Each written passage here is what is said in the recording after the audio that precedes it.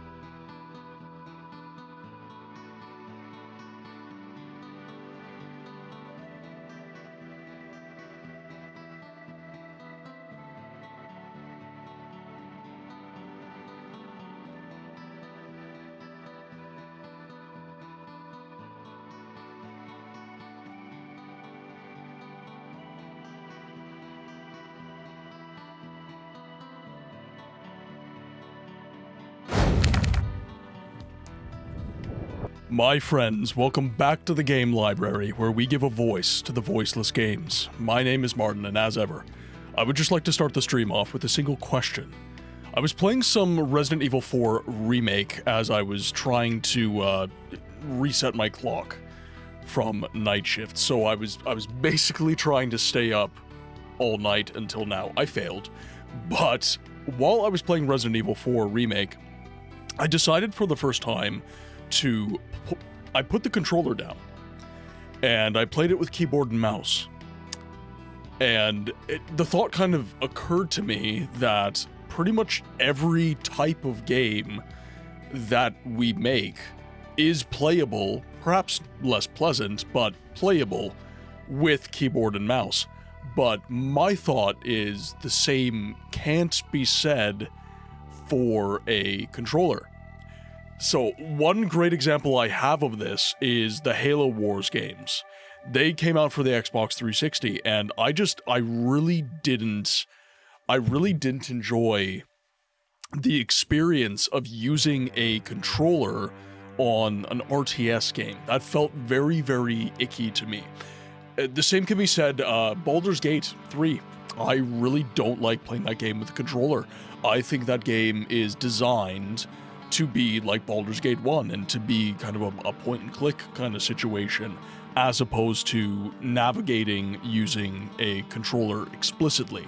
But I just kind of want to see what you guys think, because maybe somebody liked Halo Wars, maybe somebody likes doing RTS stuff with a controller, but to my mind, this is completely ill-suited for, like, RTS and that sort of thing. So, Milk, welcome in. Eris, I saw you popping in. Welcome in. I hope you're doing well. Dragon, welcome in, my friend. Hope you are doing amazing. Question of the day from Milk. I've only ever used a controller to play things. I think it can be used for literally everything. Yeah, maybe this is, maybe a more succinct phrasing would be, is there something, like, keyboard and mouse is pleasant for pretty much every gameplay experience, whereas keyboard maybe, or sorry, controller maybe isn't. I'm not sure, kinda, again, Halo Wars is my best example. It's just doing an RTS game on the Xbox 360 that just felt, I don't know, I just didn't resonate with that. I didn't resonate with that control scheme. I'm a console scrub since birth, so I can't say for sure. I hate moving with WASD. I want joysticks to come back. That I can agree with. That I can definitely agree with. They never really went away, but they left popular consumption for some reason. My dad, I grew up with the X-Wing games, like a bunch of flight simulators. So like IL-2 Sturmovik, X-Wing, TIE Fighter, X-Wing versus TIE Fighter, X-Wing Alliance, it was World War II Flight Simulator 1 and 2, there were 2 games, the Red Baron video games.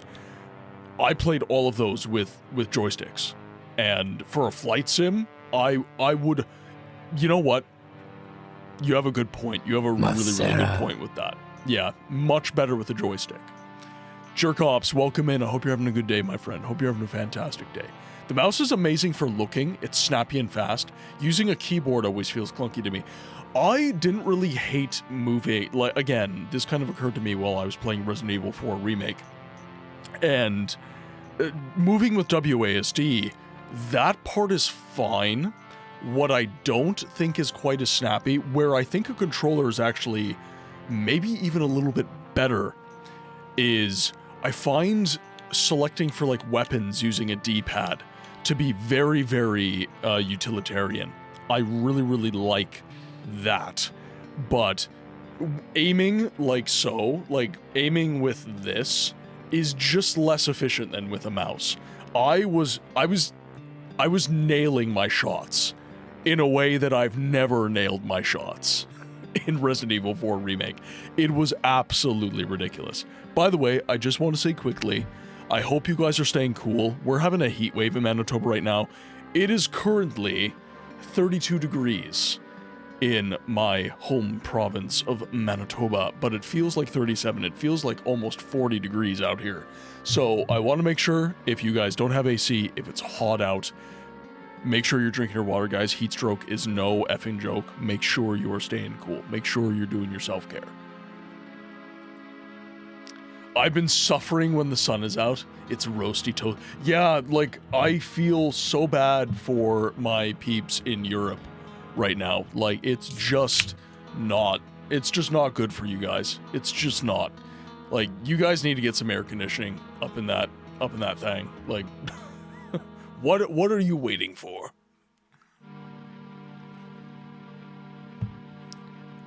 I think keyboard and mouse is great, but as someone who is easily gets carpal tunnel, I would much rather have things more controller compatible.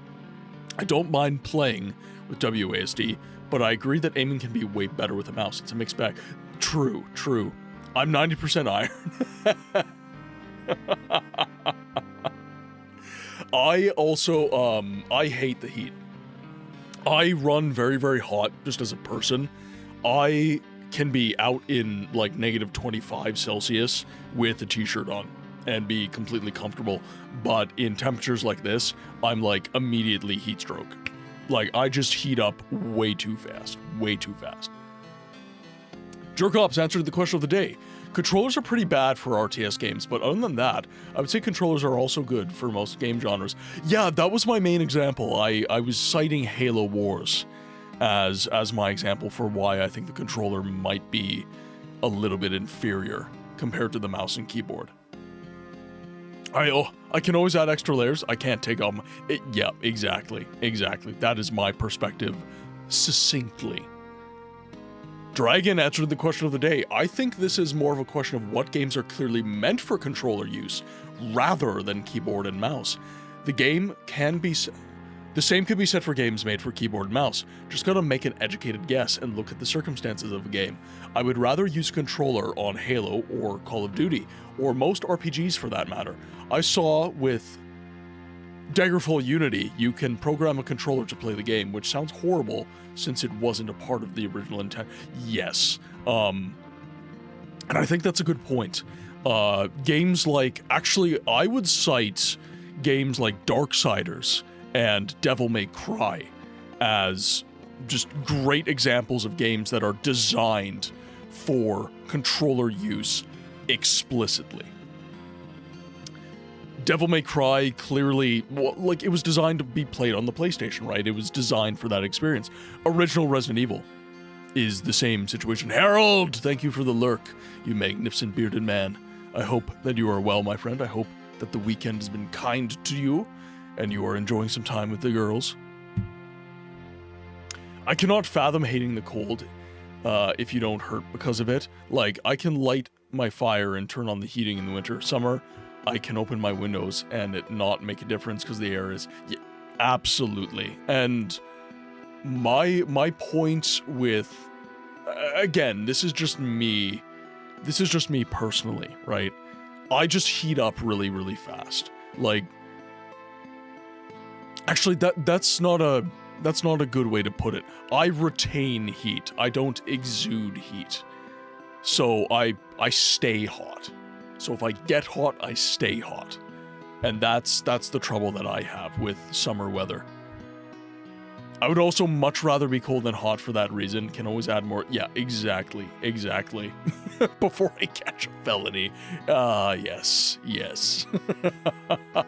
I was at 35 Celsius with a lovely 57% humidity. 71 degree dew point. The air is thick.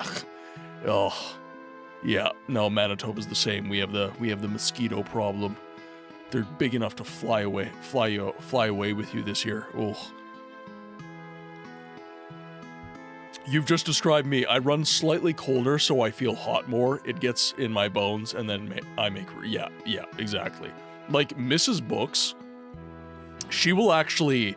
Like, you touch her, she always feels cold because she's just exuding all of her... Like, she's radiating heat. She's not retaining it. So, whenever... It's actually a great combination because she'll just radiate all her heat into me, and then I'll just be the furnace for the bed. And then she's like, okay, now I'm comfortable. Mosquitoes. God, I hate mosquitoes. If there's one creature on God's green earth that I cannot abide, and I understand that they are integral to many, many ecosystems, but if there's one creature that I would be absolutely okay with just dying off, going extinct, it is the mosquito. Just anything blood-sucking, honestly. Horseflies, black flies, deer flies, mosquitoes. Just get rid of all of them. I hate them all. I hate them all. Vampire bats can stay because they're cute, but everything else, get out of here.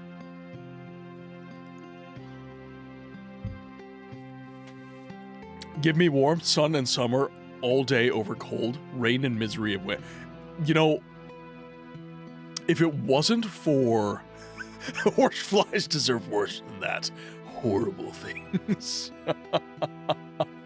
You personally like the warmth. You enjoy being outside in the sun and going swimming and having food and drink outdoors, sitting in cafes, reading on benches, and having way more. Here's the thing. I agree if the temperature is like 10 degrees and sunny.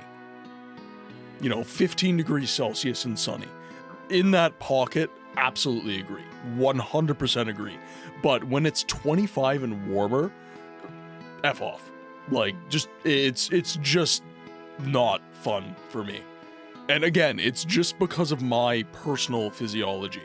I completely understand why people love summer. I also like sunny days.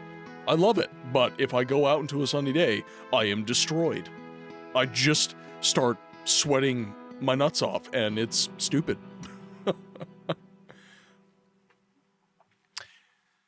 It's my own personal headcanon that horseflies are the hangnails off Satan's digits, tiny and designed for death and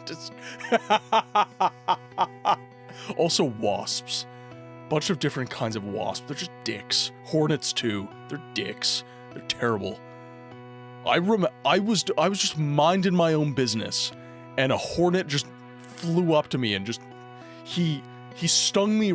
Okay, so my big toe, he stung me right here. He stung me right in the webbing of my digits, and it hurt so unbelievably. I have never, it just shot up my entire leg, and I just, my whole side went, sharp pain, and I was like, oh, am I dying? I've never met a mean wasp personally. It's the kinds of I think it's the kind of wasps that we have in North America, largely. I think, because Milk, you're in the UK, right? I think that we have pretty aggressive subspecies of wasp. Like the yellow jacket is pretty aggressive for honestly no good reason. Oh no, dragon. No. No. I'm in the UK, we have apparently aggressive ones too. I just think they just smell the fear. Yeah. Well, and again, I think it's because what did I have in Oklahoma? It was yellow jackets, and then I think they were called maud daubers. They were like a solid copper tone wasp, just red looking kind of thing, just like a brushed red metal kind of thing. Just in Oklahoma, they blend in really well with the red clay in the soil, which is that's why they evolved that way.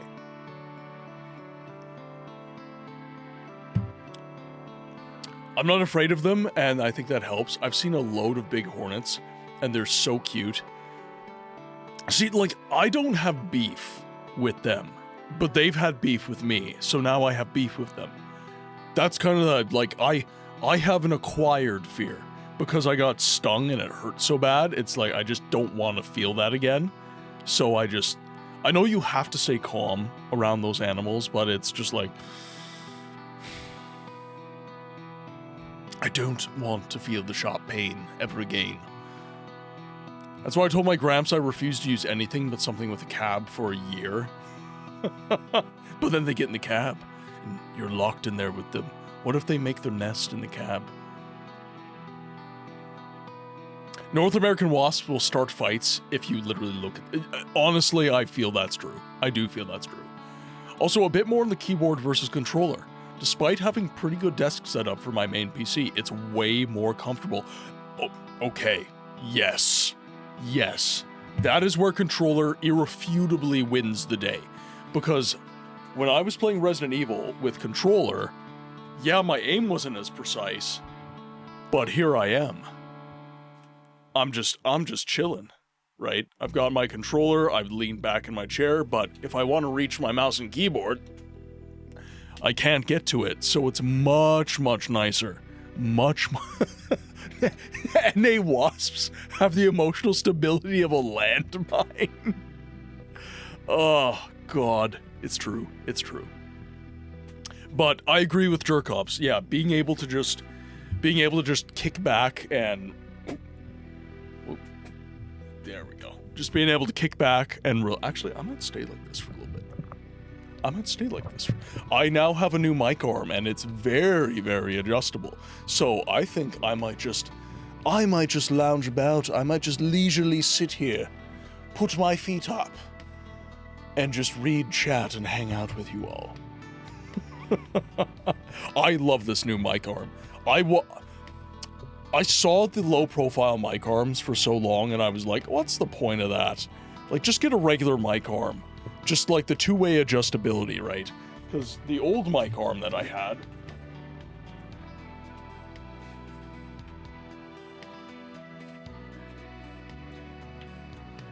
Oh, it was this mess of a thing. And the way that this thing works, it's just a two-way adjustable with springs, right? And it just sits on your desk. And it makes so much noise, and I just, it was getting to the point where it was barely even holding my mic up. Like, I had to cinch all the joints down really, really, really hard. This thing is a hydraulic, so it tightens here for kind of this joint of the arm, and it tightens up here for the articulation of where my mic sits. And it's very, very flexible. It tucks very nicely into this corner right here, where I've got like a little gap between my PC and where my books sit. So honestly, I wasn't sure this would be a worthwhile purchase. I was kind of planning on maybe having to return it, but I'm very, very glad to... And it's got a huge bass too. Like, the bass on this was just garbage. It was just garbage. Like, very, very tiny thing. Like, it wasn't very wide at all. And this, you know, you got like a 2 inch by 2 inch, actually more like 3 inch by 3 inch bass. So it's very, very stable, because my desk, it's not made of Stern stuff. This is... It's wood, but it's very cheap wood. It's very, very cheap wood. This is an Amazon desk.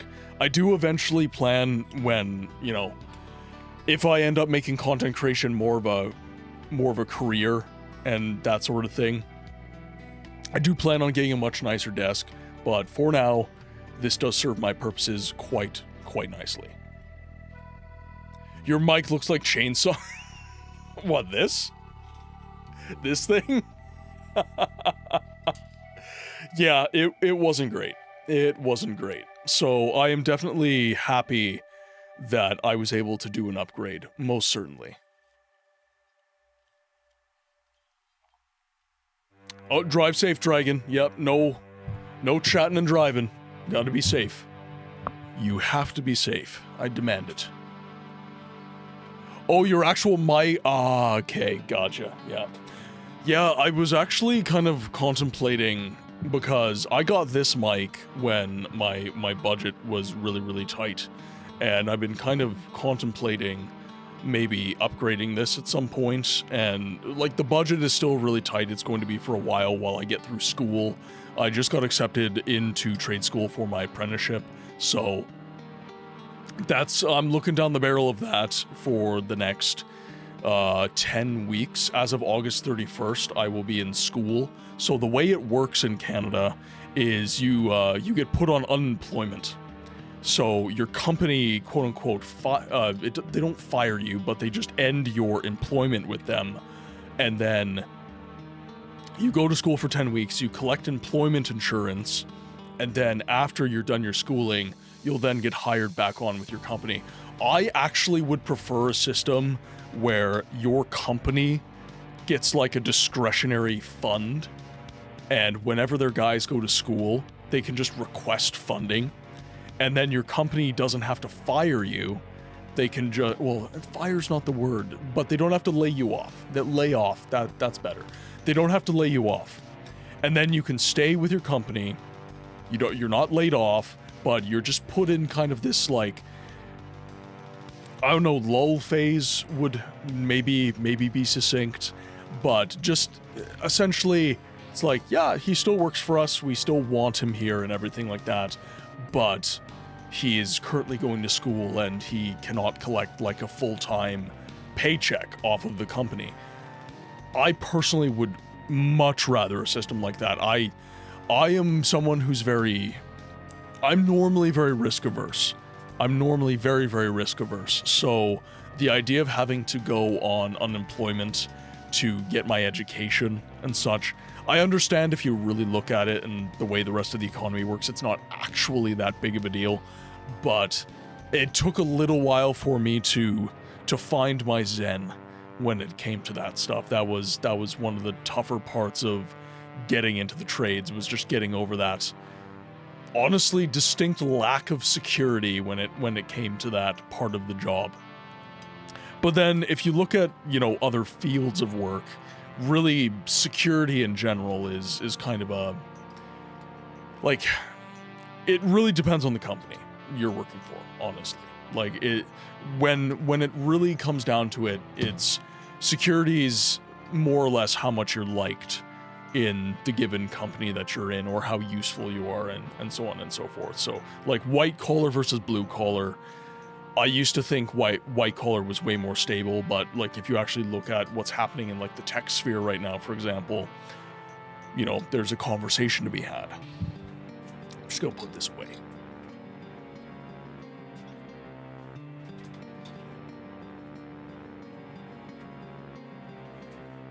I actually never thought about that, Milk. I'm not much of a Chainsaw Man fan, so I never really thought about it that way. Now I feel strange. I feel like I'm talking into the mouth of someone. Why do you do this to me, Milk? Why do you do this to me? Alright, well, we've got no oh, actually, for those of you who missed it, because we actually ran really late. It was almost like 1 in the morning by the time I was done the stream. So, for those of you who missed it, we did actually finish The Witcher 1. There are some new adventures, but they're more just kind of like ancillary missions. Like, it's not really based off the books in any meaningful way or anything like that. So, what I've decided is the 2 new adventures we played, we're gonna call it there for now. And we will then move forward, we'll get into The Witcher 2, and Baldur's Gate 2 is fast approaching as well, so I do want to hop right into the game as soon as possible so that we can start moving forward with a bunch of the quests. Do Durleg's Tower. I would really like to do as much of the expanded content as I can, and then we can get into the final confrontation with Sarevok and close out the story of the main game. Alrighty. So, okay, looks like the game is working all right. Hopefully OBS is doing okay. It did have a bit of a hiccup the other night, which was not my favorite thing. I'm looking very forward to it as well. I was actually surprised, and Dragon and I have commented on this at length, but I do find The Witcher 2 on Xbox 360 to be the more handsome game. In that, like, I find the coloring of the environments and stuff, this might be to the Xbox 360's piss filter, but I found that the coloring of The Witcher 2 on 360 was a little bit more handsome.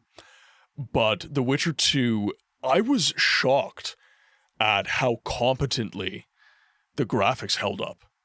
Like, from the footage I've seen of The Witcher 3, The Witcher 2 is almost on par. Like, I'm running everything on ultra settings because my PC can handle it. But I was running everything on ultra, and it looked damn good. It looked damn good.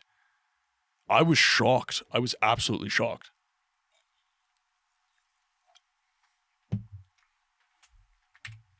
Alrighty, so let's see. So we're not in Durlag's Tower yet. I think this is just a random... Wait, no. This is... We collected a quest from a bard. So we're currently just trying to find a bunch of booby traps right now in this environment, and I think there's some treasure to be had, and it was, where was it? I think this is the same dungeon. I think it was, like, right around here, maybe. There were some knights, and we released their specters from a curse, I believe.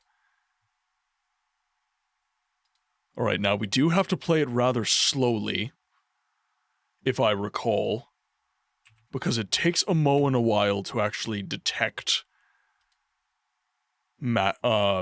traps and the like. Okay, so there... Oh, what's going on here? There we go. There we go. So let's head... Don't know if there's anything... We'll stop them right here. I don't think there's anything more here, but we'll take a Moen down, and we will take a look just in case. But I'm very much looking forward to The Witcher 2 as well. That is an experience that I've been... It's the one game in the franchise that I have played and beaten, and it's one that I don't really remember all that well.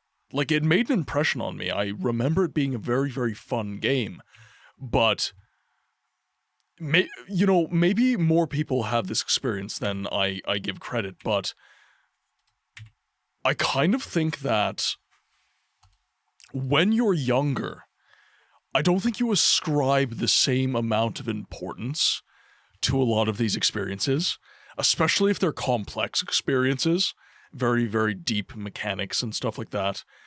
I find that when I was a teenager, I was very much a ball and gun kind of gamer. I was into, like, Halo and that sort of thing. Mostly the gun in ball and gun gamer. I was very into COD, very into Halo, and those types of experiences. So, I would play The Witcher, I would play Oblivion, I would enjoy those games, but I wouldn't really search too deeply for depth in those worlds. Okay, we'll wait for the beastie to show up. Alright, Zan. Get positive. I need positive thoughts from you, Zan. Can we face him down? There we go.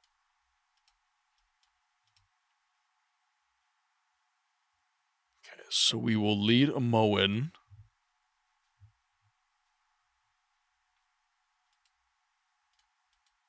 Come on. Come to me, you silly slime.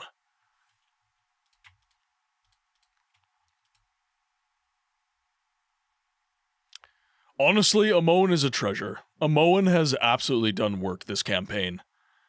I do not know what I would do without her. She's been fantastic.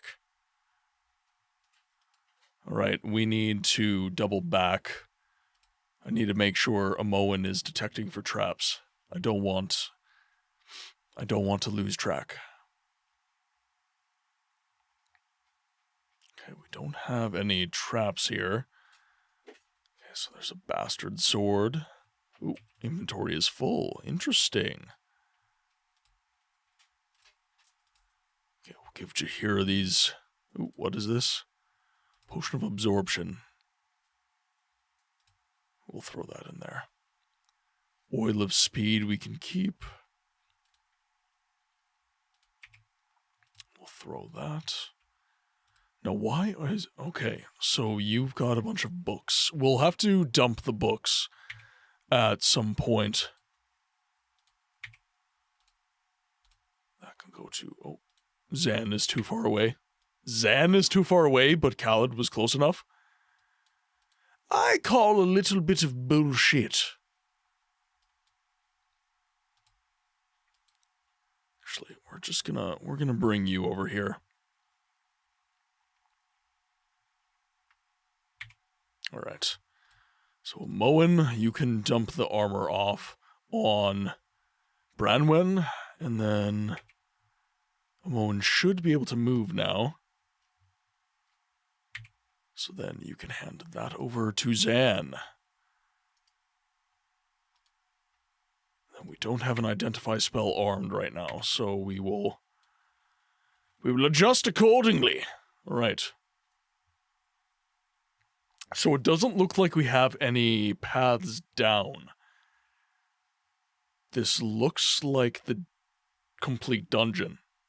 I don't really see any other paths.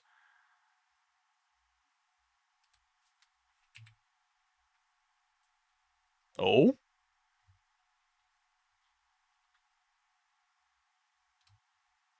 Take Milton over here. On the double, Milton! Move your ass. So slow.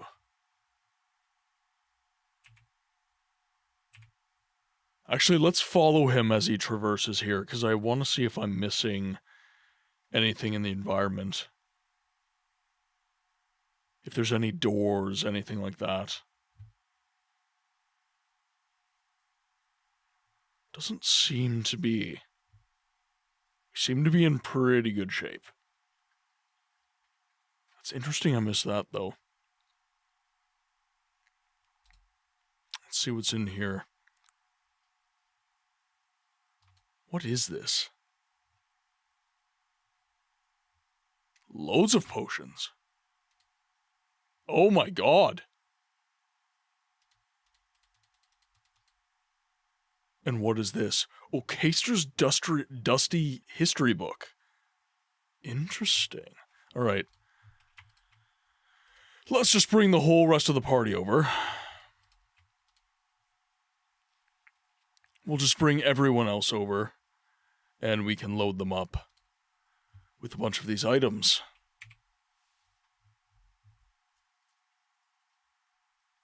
Lots of good potions, though. Potion of strength. What is this? Potion of power. Potion of fiery burning. Potion... Oh, this antidote's BS. Purple antidotes are BS. I've learned that the hard way. Then we've got a potion of hill giant strength. We can keep that on our person. And then... Is there anything else I can grab? We can grab these. Okay, so we have 2 sets of arrows for a Moen. And then we have Okaster's Dusty History Book. The history of the Sisters of Light and Darkness. This was the birth of a world in the heavens. After Lord Eo created realm space, there was a period of timeless nothingness, a misty realm of shadows before light and dark were separate entities. Within this dim chaos stalked 13 Lords of Shadow, the Shadvari. Whether they came from elsewhere or are children of the shadow itself, none can say. Eventually, this primordial essence coalesced into twin beautiful goddesses. They were yin and yang to each other. They were so close they thought of themselves as one being.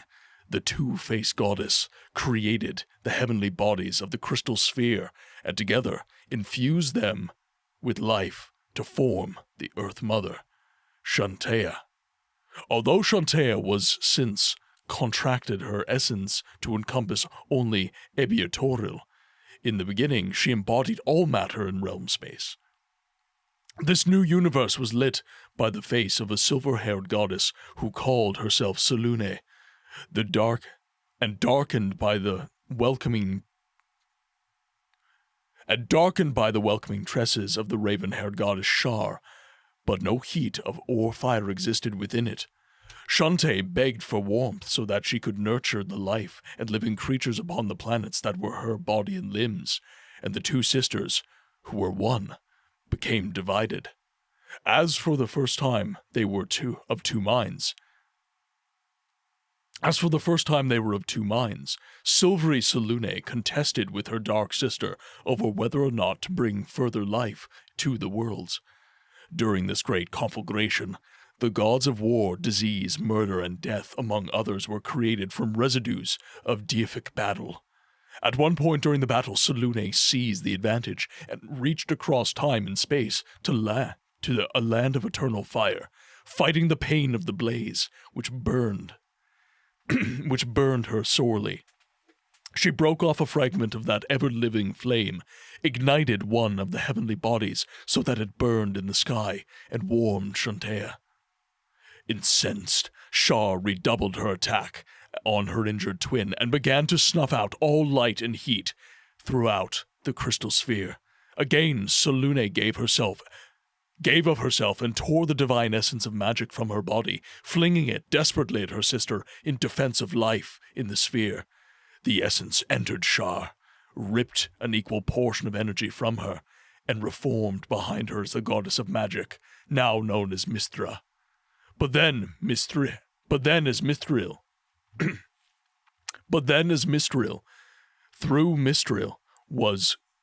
though Mithril was composed of both light and dark, magic she favored first. Though she was composed of both light and dark magic, she favored her first mother, Selune, initially, allowing the Silver Goddess to win an uneasy truce with her more powerful, dark twin. Consumed by bitterness at her defeat, Shar vowed eternal revenge. The twin goddesses contested for eons as life struggled into existence on Toril, and the other planets under Shantae's watchful gaze.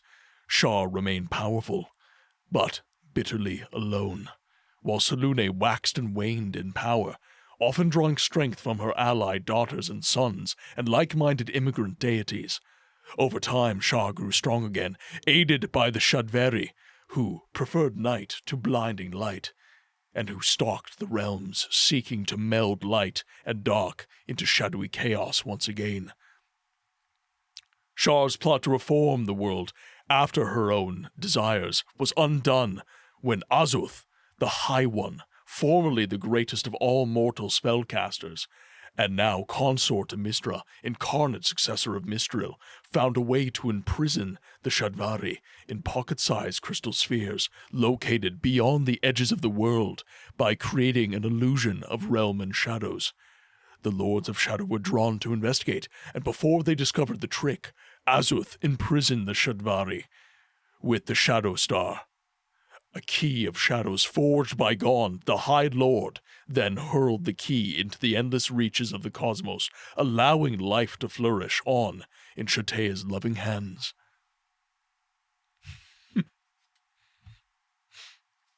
Honestly, I don't think that you can appreciate this game properly until you read all the books. I do feel that.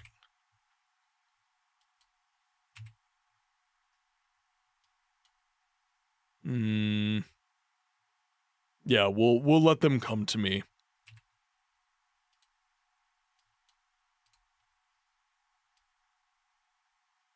There we go. Alright, I think it is now okay to leave. I don't imagine that we have anything else pressing. Oh, Milk, I meant to ask.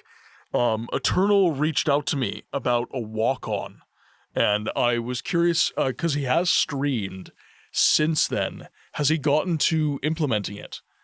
Because I did do it. Nimloth, welcome in. I've arrived. We still at the school. Oh, damn. Is it the exam today? Yeah, so we've explored all the nooks and crannies, and I can't really find anything else. I just read a very interesting lore book, but it seems to me that there's really not anything else. Well, Audie, I completely expect that you are. I saw the drinks you were making, and you were zealously partaking. Audie Bell was doing a cocktail making stream. She was practicing her best mixology, and my god. Some of those drinks were... She was telling me, like, she was telling the stream, like, the proportion she was making, and I was just like... Whoo!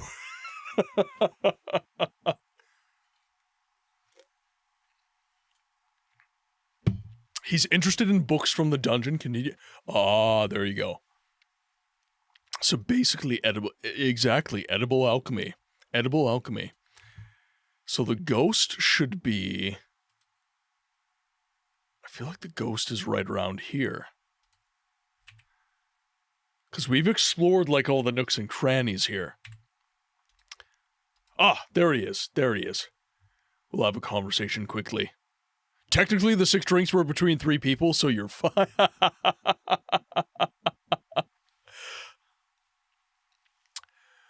Would I want to join with Mecha? You're running a group. Sorry, what is the group for? Because I'm trying to progress in the story so that we can move on to Baldur's Gate 2. This is like the scheduled. If it was a little more, like, if I had a little more notice, I would probably say yes, but we're now in the game and proceeding, and I'm actually reading a lot of interesting stuff. The lore has been really good today. And Mecha Chameleon, I'm gonna look that up quickly. What is Mecha Chameleon? I'm not even sure what that is. We'll look it up. Mecha Chameleon. I swear to God I've heard of this game before. Oh, okay, yeah. Yeah, later. We can do that. We can definitely do that, but today I want to try and make some progress in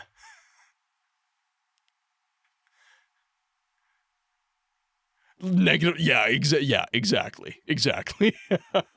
But I will keep it in mind. We should do that. We should also do some more Sanctum. I really want to do some more Sanctum. I don't think we've done all the maps, so I'm very interested in doing some more Sanctum if we can.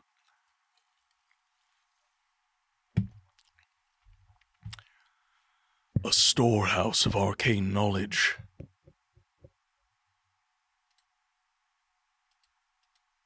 So we do have... Oh, come on.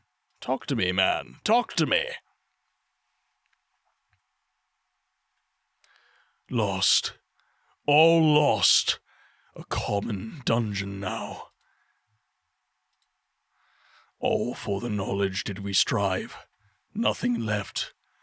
Hope would return with the retrieval of the simplest of tomes beneath the rubble on the lowest floors.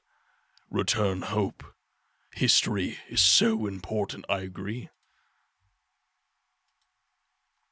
Knowledge returns with these simple words on parchment to teach once more in celestial class. I will prevent the same from happening someday.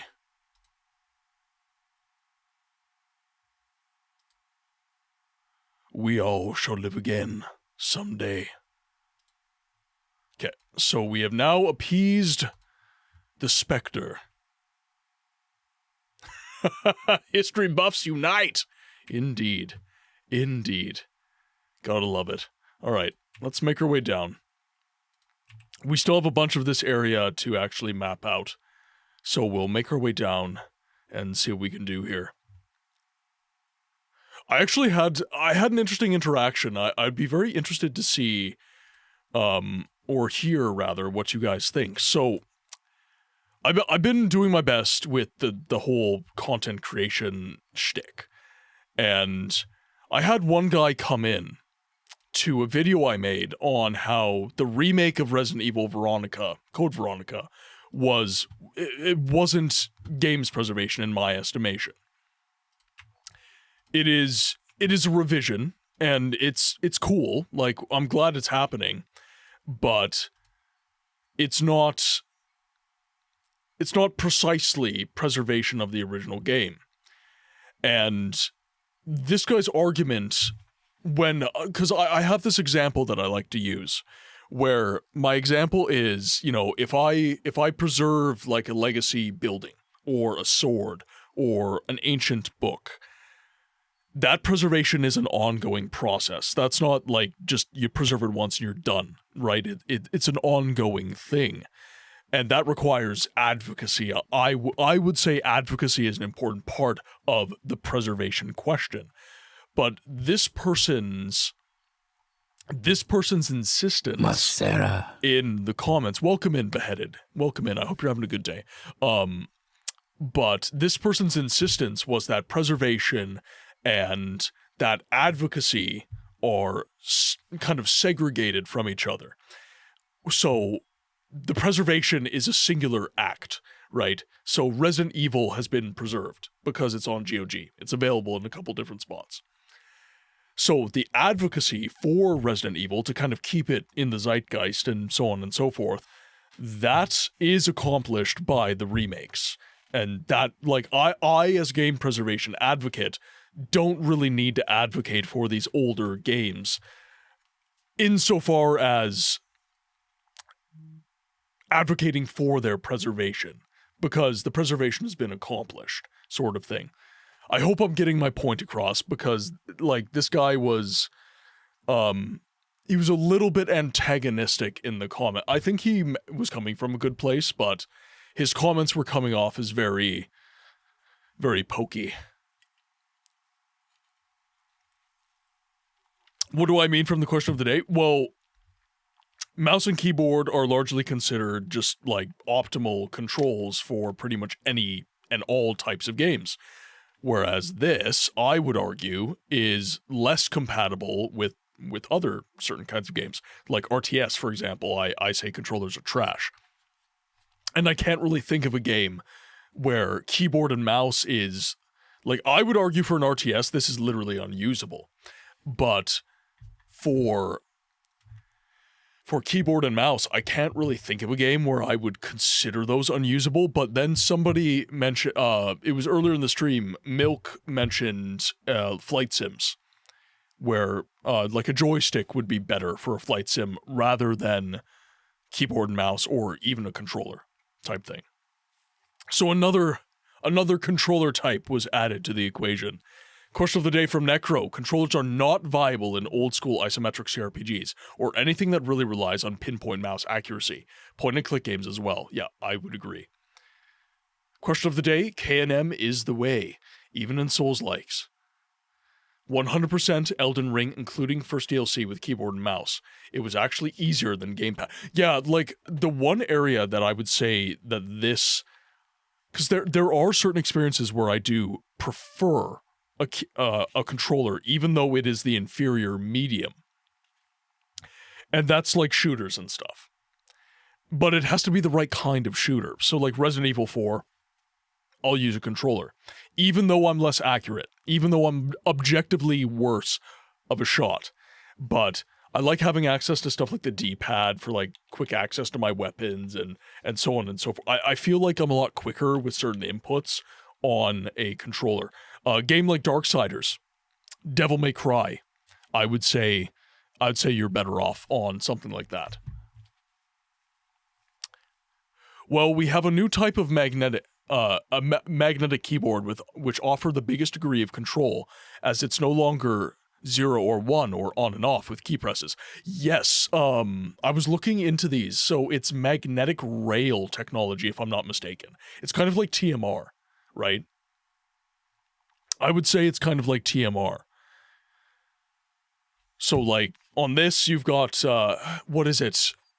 It's T magnetic, and then I forget what R stands for, but essentially your levers, your triggers, your buttons, your like Halifax technology as well. It all uses magnets, I believe, which prevent stick drift almost entirely. But now that technology is also being applied to keyboards, so instead of just doing press, not press, you can kind of just vary the pressure a little bit and get it to where it's like, okay, I want to walk, I'm just going to vary the pressure.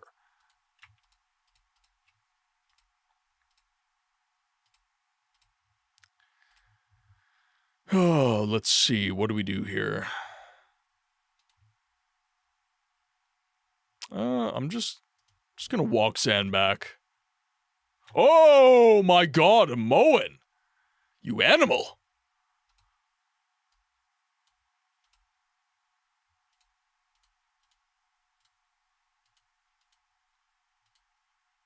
There we go.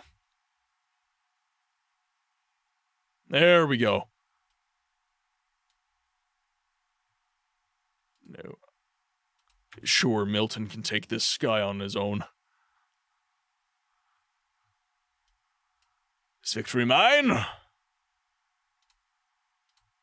Grab the gold if we can. Oh, Moen, if you could kindly land an arrow. Come on, he's cornered. There we go. Oh, there's no audio for the game. Really? Why is that? Why is that? Let's try... How about now? Like, I'm seeing it on my mixer.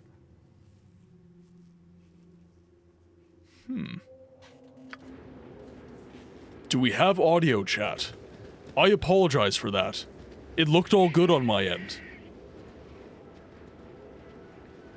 I love how you change nothing. You change literally nothing. And it'll just not work one day. It's so silly. I basically just refreshed the source. I just took the audio source and I just clicked refresh.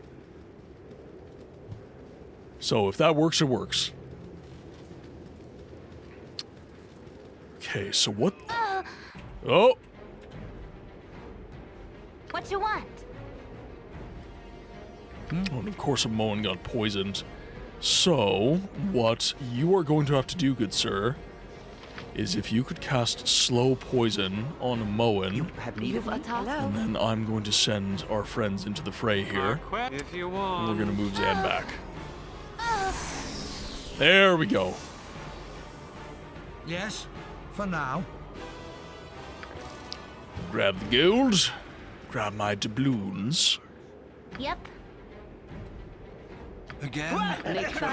Headlong into battle, my friends. Whatever. Oh! Ah, God! now. God, a Moen is just getting ferocious hits right now. Okay, so who are you? You are so loud.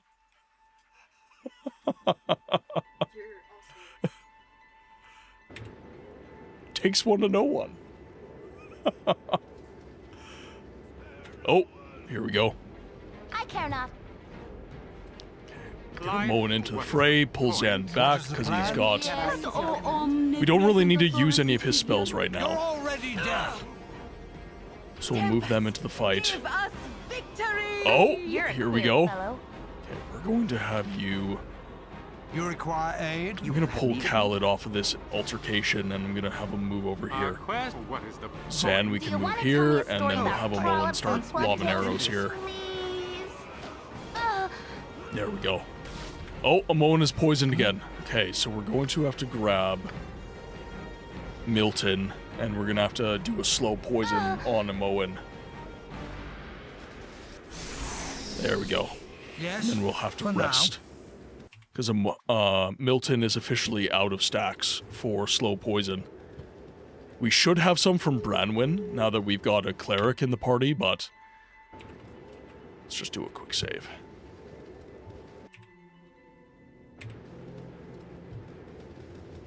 Okay, so we do have an NPC right around here to talk to. Honestly, he might have been the one to tell me about the quest at the school.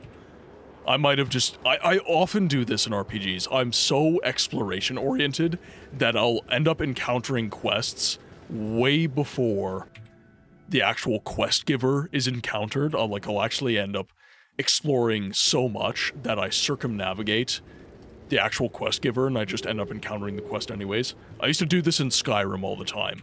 I would just find dungeons.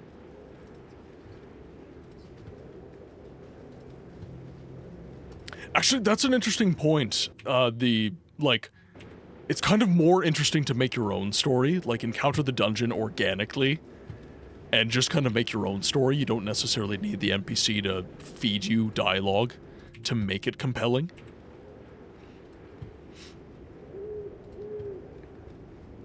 Okay, he's still there. Okay, we'll have a discussion with him. We'll save the game. This is Wilco. What you want? I must get through the arm. I must. Baldur's Gate demands a stop to the raids of its merchant caravans. I deliver messages, quick and true. But when last I heard, Arm was requesting the same of Baldur's Gate. Someone is certainly confused somewhere, but it's not my business, I think. I must run. Again? Yes. So he's just the messenger boy. He's Baldur's Gate's good time boy.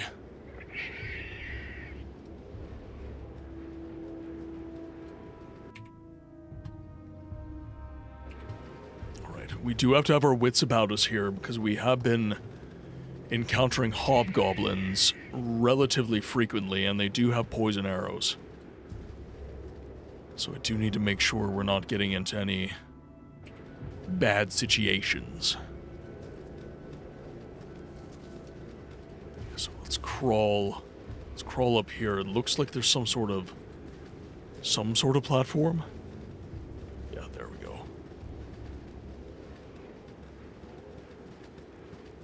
Whoa, hello. We're all doomed.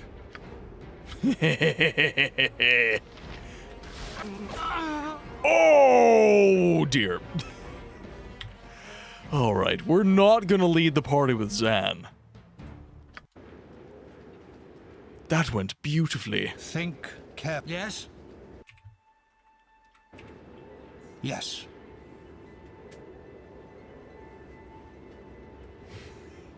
Toby's just being a baby.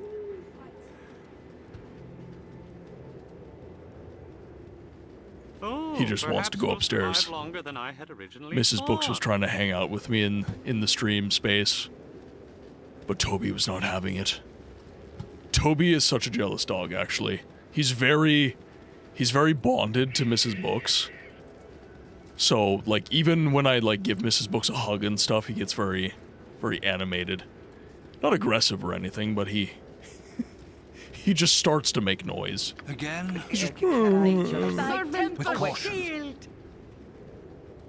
Alright, we'll move the fighters in.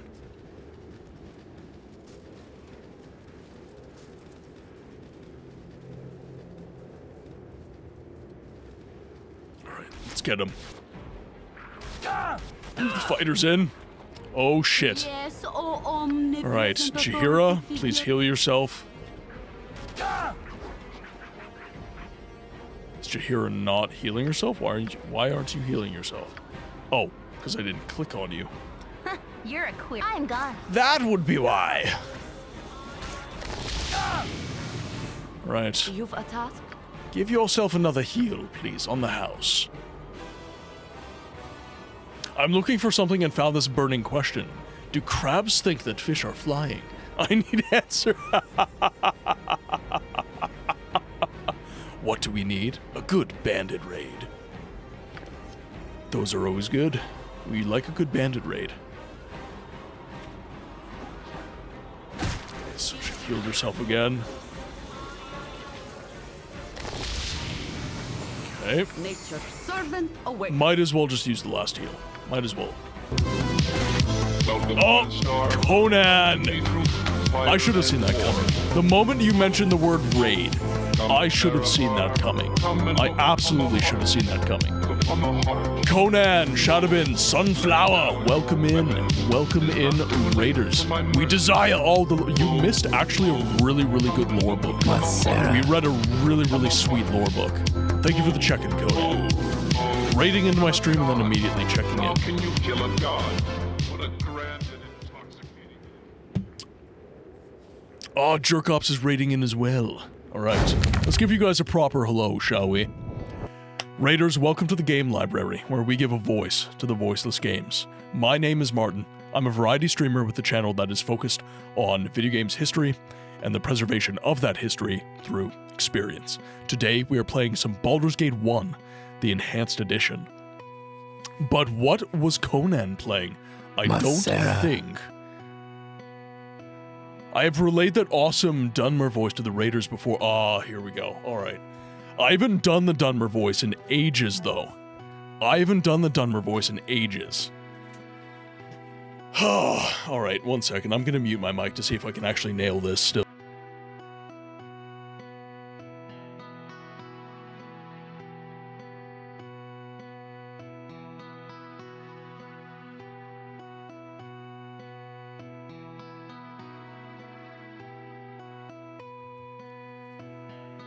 Matsera, Conan, welcome to the game library, where we give a voice to the voiceless games. Hopefully, that is... Getting the rasp down, like, it's something that's, it's a muscle, you have to do it lots. It's like doing extreme vocals. You have to be doing it a lot, otherwise it's very, very odd. And you have to do specific, vocal warm-ups in order to get it just right, but yeah, I know for a fact I can't pull that off on my, yeah, so like, the way that I do it, and by the way, anyone can do this, it just takes practice. So extreme vocals is what you're going to be trying to learn at first, because that's going to be like the baseline of the voice. So basically what I'm doing is I'm taking like an extreme vocal and I'm pretty much whispering it. And if you guys see me doing this, that's basically just to hold the shape of my throat, like inside your throat, it's vocal folds, right? So all this is doing, I'm not really pressing, I'm just applying a light amount of pressure kind of thing. Like, there are singers who, you know, if they want to apply some vibrato, they'll just do this. You know, like, look up the singer for the band Nothing More, and he'll do stuff like that. But for my Dunmer voice, essentially all I do is, like, just do a sigh, just, and take that, and just, and you just then start pushing more air behind it, right? And then eventually you'll just, and then eventually you'll just,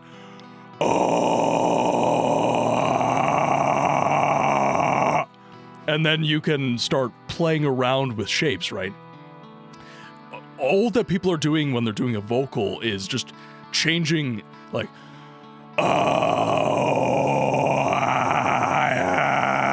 like, they just changing the shape of your mouth is enough for a lot of this stuff. Eat this pizza without my drink? Yeah.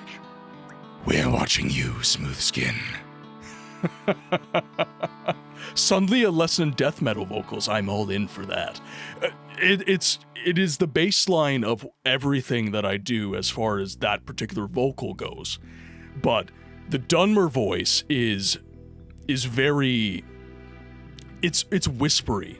So instead of going like, Matsera Outlander, it's like, Matsera Outlander, I lower my larynx, and I just... Masera.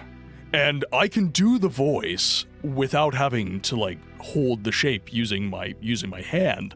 But if I want an extended sentence, it's very hard as I'm, like, moving my lips around. Like as I showed you guys, right? Like, when you're...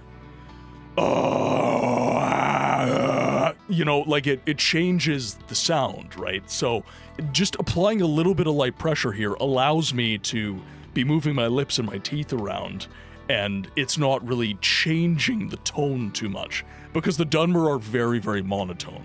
They're very just, even when they're emotional, right? Like, really, it's deadpan and anger. That's pretty much it. Midorisaur, well, oh my god, the Bulbasaur, I don't have that one. I got this from Mrs. Books. She found, it's a stuffed animal, basically. It's not 3D printed or anything like that. It's just a stuffed animal she found for me. Bulbasaur's my favorite Pokemon starter. I'm a huge, huge fan of the Pokemon games. So, she thought that would be good to get me. It's covered by chat right now, but I also have a Kirby right here as well.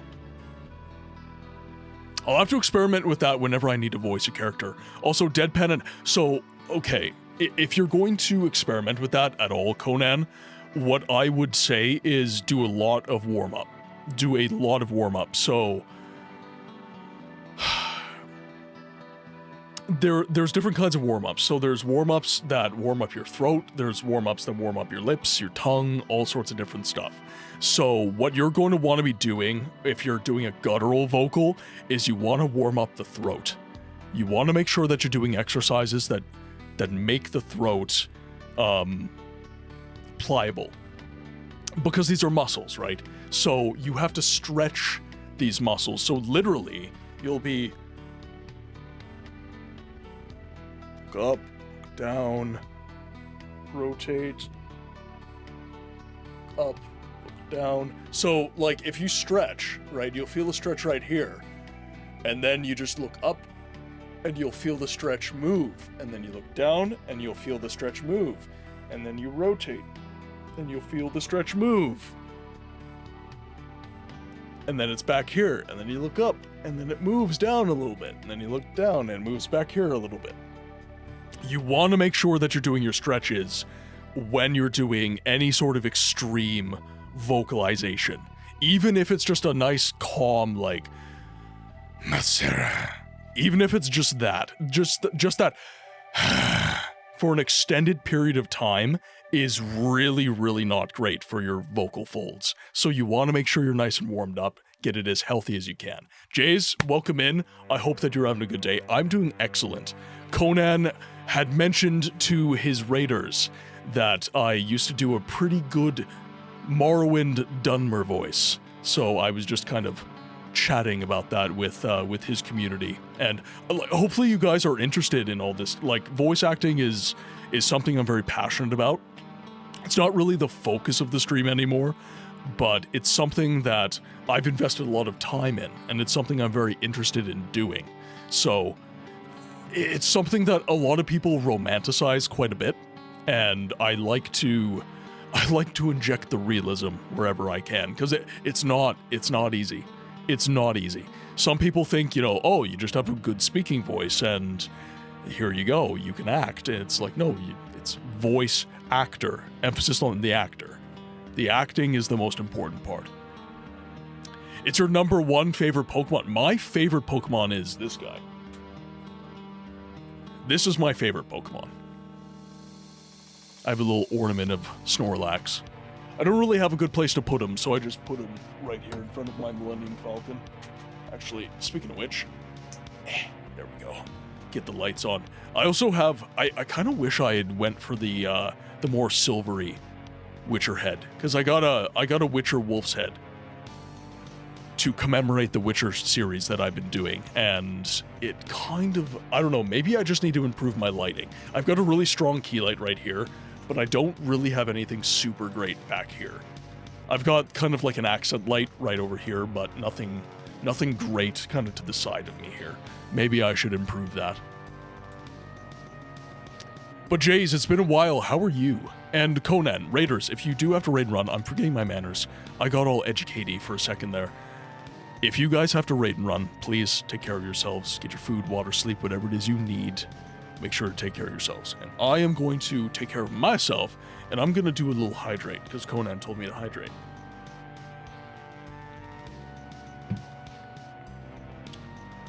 Alright, let's get back into the game, shall we? Okay. I can carry no more. So we have some full inventories going on right now. So we'll throw these over here.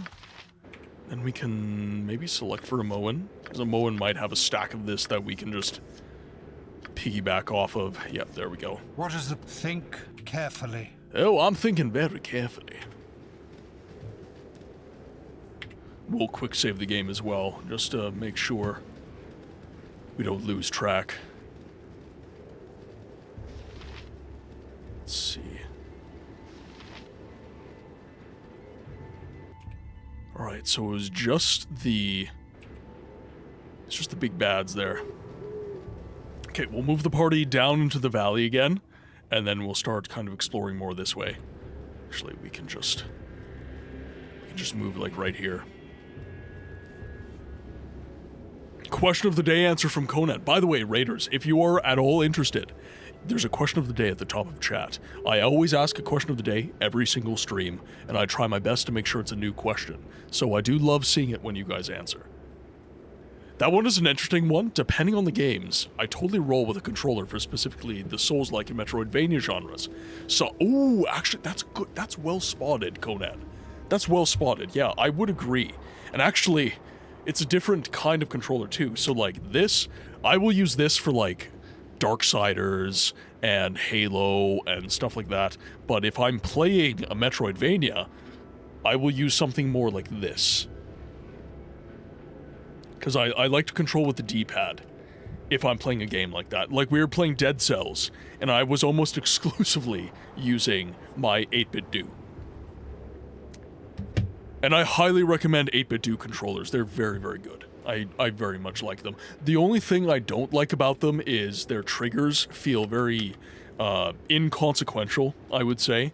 And the actual controller itself, I like a hefty controller. I like to have a bit of weight in the stuff that I use. Like the Xbox Elite controller, I don't know, there's just a bit more heft to it for some reason. And the 8-bit do doesn't quite have that same heft. It's close, but it's not quite there. But I would agree, and again, there are certain games that are 100% created with controller in mind first, but my thought with the question of the day was prompted by me playing Resident Evil 4 Remake, because I was trying to stay up all night and reset my clock from a night shift, which didn't work.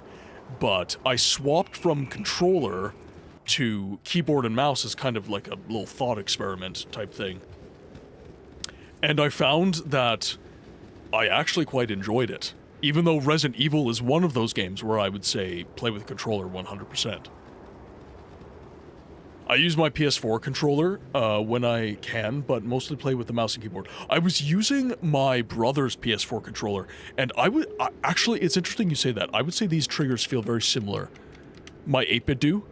The triggers feel very similar to his PlayStation 4 controller. I didn't like those triggers. Again, I like a bit of resistance. I like a bit of heft, and the Xbox Elite controller, I don't know, there's a bit more resistance in the trigger. And when you press the buttons, there's just a little bit more... I don't know, it's a little bit more tactile, I would say. And even, like, if I'm using an analog stick, I like a little bit of, I don't know, like, almost like spring tension that's just resisting my inputs, sort of thing. Okay, so let's see. Got this platform right here, so let's send the fighters up. Yes, At any cost. I just don't want to end up in a situation where the ranged fighters get bodied again. We'll save our game, just so we don't lose progress on our map. And yes, I am one of those people. I very much like to have my maps completely mapped out if I can. Even if there's nothing there, I like to have the fog of war cleared. I am that guy. I'm 100% that guy. Actually, speaking of mouse and keyboard and ergonomics, we'll get a little bit closer to the desk here. Back with food, but yeah, you asked the game, Metro Exodus. How have you been liking that? Again, it's very much your speed. You definitely like Stalker, so Metro is an easy kill for you. Again, think carefully. But how are you liking that game in particular? Like, in the series, in the continuity of Metro, how are you liking those games? Oh, hello. What you want? We're all doomed. Move them back. You Can forgot. I help you? Actually, can I? No, I can't. Alright. We'll back Zan off. Life? What is the point? Yep. Okay, we'll have them all and start standing your ground a little bit. Start lobbing some flaming arrows. Those explosive arrows that we're getting off What the is the kobolds are penny cost? just mean. Those are just mean arrows.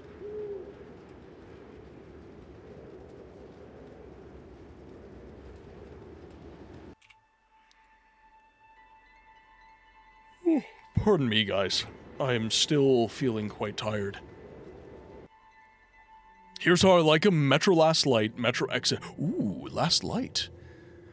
So you like Last Light the most? Interesting. I would agree. I would agree the vibes of Last Light are singular. They're very, very good. Very, very good.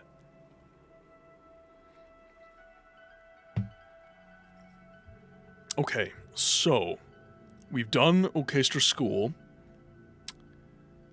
We have a couple more areas that we have not explored. So, Adoy's Enclave, we have not been there, and we haven't been to Sea Watcher either. And then it looks like this little bit here by Candlekeep. We haven't been there yet. So, let's head over to Adoy's. Oh, bollocks!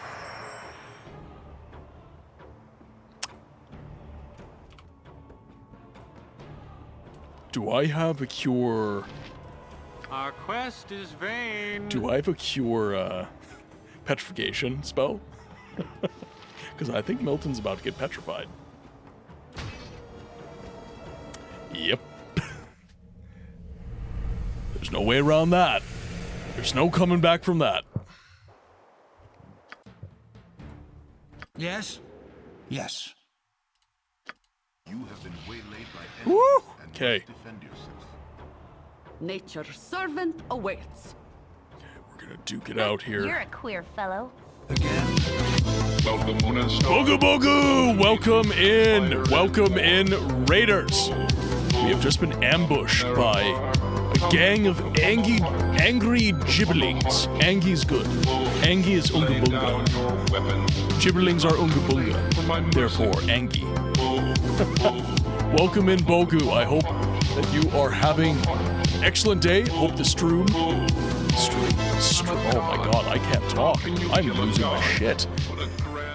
I'm losing my shit. Raiders, welcome to the game library, where we give a voice to the voiceless games. My name is Martin, and when I am batting 1,000, I have a channel that's focused on video games history and the preservation of that history through experience. Today, we're playing some Baldur's Gate 1, the Enhanced Edition, and this can be, for all intents and purposes, considered my first ever playthrough of the game. I've been massively enjoying it. We've gotten Servok on his back foot, and now we are kind of exploring the expanded content before we basically end the story. I'm very, very close to getting to Baldur's Gate 2, which I'm looking very, very forward to, because I've been a bit of a lurky-turkey in Bogu's playthrough of Baldur's Gate 2, and of course, he likes to do his challenge his challenges and stuff like that. But I'm a lore and immersion guy. I come to games for the world, not necessarily the challenge of the mechanics. And I very, very much like the way that the Baldur's Gate games play. I'm a big fan of 2.5D isometric CRPGs. I love games in that space. Siege of Avalon, which sits beside me right here, is one of my all-time favorite games. It is my favorite in the genre, still. But Baldur's Gate is... man, it's such a good game. It's such a good game. It took a while for me to really appreciate it. The THACO system in particular was just like... But as I'm getting into it more and more, it is, it's... I'm actually getting decent understanding of the game at this point, which has been nice. And Baldur's Gate's one of those games where you can play through it multiple times and win the game and still be learning things, which I like. I like when games do that. Question of the day answer from Bogu Bogu. Controllers are hot garbage for RTSs and suboptimal for FPSs. Yeah, exactly. But we have brought up some games where they are irrefutably designed for 2D platformers. You know, mouse and keyboard for a 2D platformer. I would argue that you could probably get away with WASD on that, but will you enjoy the experience versus using something like this? Actually, it's very dark. So yeah, something like this.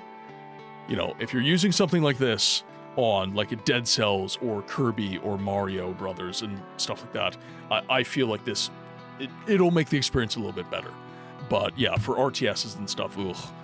But it was prompted by playing Resident Evil 4, the remake.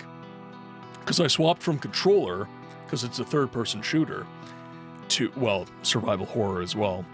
But I swapped from that to mouse and keyboard yesterday, and I was like, this is actually kind of way better. So it prompted the question of the day. I was curious if someone else had those. See, Halo Wars is my example of RTS controls. Like, that's probably the best it could be done on a controller, but it still sucks. In my opinion, in my personal opinion, I didn't enjoy Halo Wars from a you know, interacting with the controls perspective. Like, it's a cool game, cool idea, but on a console, I was like, I'm not as huge of a fan. I think that suboptimal is a good term that Bogu used. I would argue that as well. Likes has nothing to do with it. Bogu's just that begrudging Baldur's Gate player, just like, I'm just gonna do this because it's the only thing that makes me feel. Even if it's spite, it's something. But before I forget my manners and we jump back into the game to deal with these gibberlings, make sure to get your post-stream care.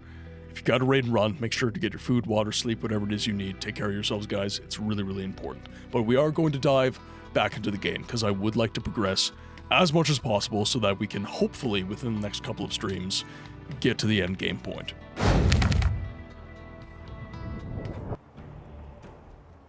Halo Wars was built from the ground up to support control. Yeah. Driving games feel super unnatural on mouse and keyboard. Maybe precise, but it feels very unnatural versus controllers. I would agree with that too. Yep, I would agree with that.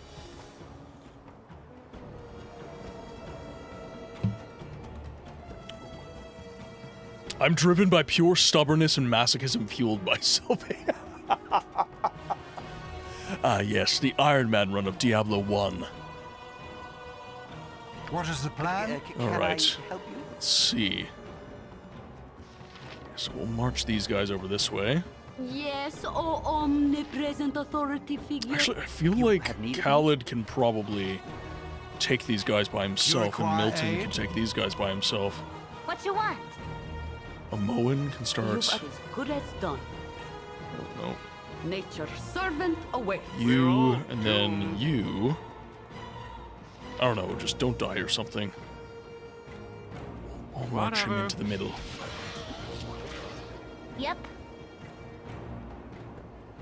This way. Oh, nope.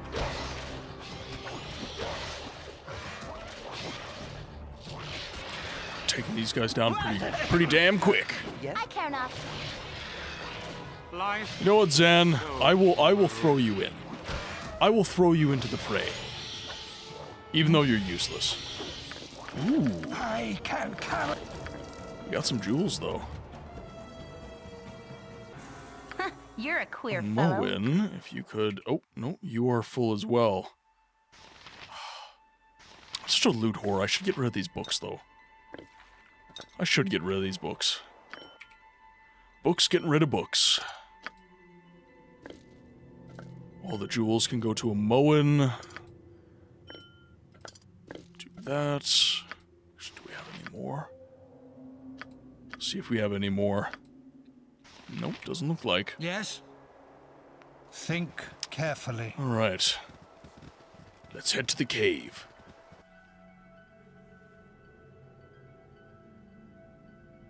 Oh, man. Conan's like, but you'll die! That, ladies and gentlemen, is a risk I'm willing to As take. needed. If it leads to a party that's not over encumbered, I will make that sacrifice. I will throw myself in the garbage. Anything to avoid over encumbrance. We are going to need to rest relatively soon, though. Oh, hello. What do we have here? Ew. Pardon me. A goblinoid. Doc, tell King Rob Doc Peoples is coming to get Bardivek. Got to protect Bardivek. Oh god, that voice is going to be fun for me.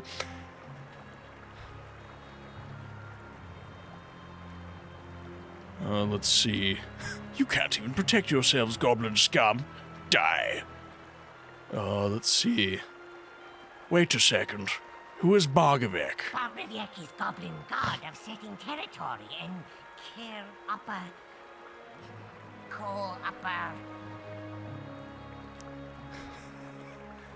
Cooperation? Cooperation, that be it. Territory and cooperation. Bardivek be god of that stuff.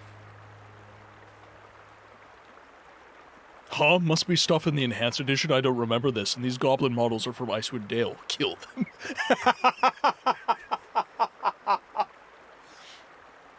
They must die.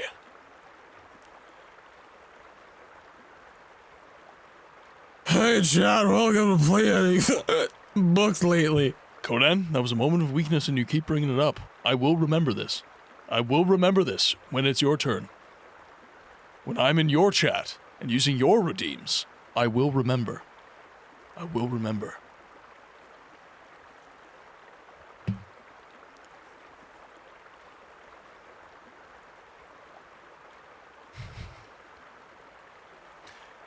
You have no problem pronouncing Bardivek, but cooperation ties your tongue. Let me speak to your boss. Nobody gets to see Bardivek anymore. King Rogdok keep him safe from outsiders. Alright, take me to Rogdok. Rogdok be inside cave, guarding Bardivek from other tribes. I lead you there now, so you not mess up my stuff. You stay here and work on your common tongue. Thank you for your help. East. We go east now, not go north.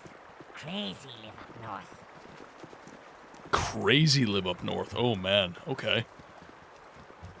Good to know. See what we find.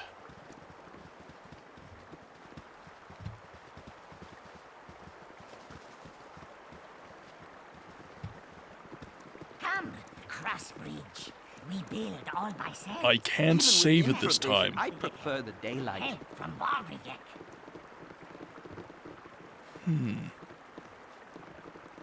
Can it be the Swedes? No, it's the Canadians. Have you heard what we did to Geneva? This where we keep the bear. The bear eated some of my friends.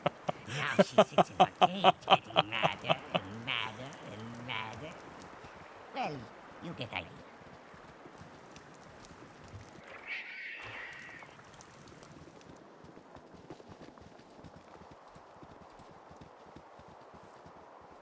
I have a feeling something bad's gonna happen. No good can come from following Almost the there goblin. now. watch out for falling rocks. Grub got smooshed the other day. We rescue him, but he just Grub now.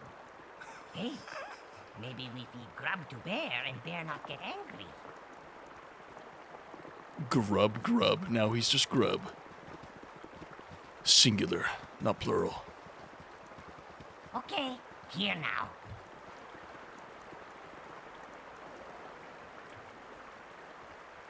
Alright, we have successfully quick saved. Gather your party before venturing forth. The party's been gathered before venturing forth. With caution. Now, question is, like, no one's attacking me right now. From exhaustion before I That fall on moron the let intruders battlefield. in again. Kill them all before Rock Dog finds out and punishes us all. Oh, great. Again? Can Yes, oh omnipresent authority. I have suffered from incompetence. Alright, fine, just for the only bucks. What do I do? I'll hold person on that guy. Oh, there we go. Nice. That worked really nice. Ah, Well, what are you doing? Attack him. Standing there. Don't blame your AI. I know it's because you're lazy. what is the plan for now? Alright. Let's take a... I don't know. Let's take a cheeky rest.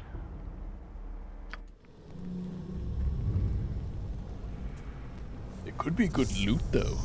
Because loot goblin. Can't argue with that logic. Genuinely cannot argue with that logic. Alright. We are fully rested. Require a as needed. These goblins shouldn't be much of an issue. Alright, well...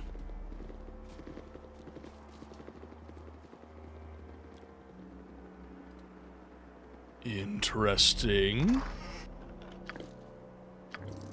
What is this? Potion of Genius. Health potions. We do have some leather armor as well. Hand these potions off to Branwyn.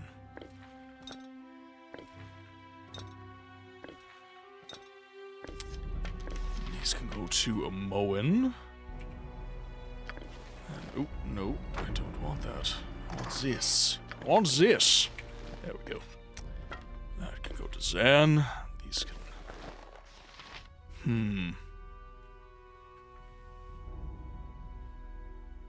I don't know where to buy those, though. I've got the jewel bag, and I've got the scroll case, but I don't have any, like, large bags of holding or anything like that.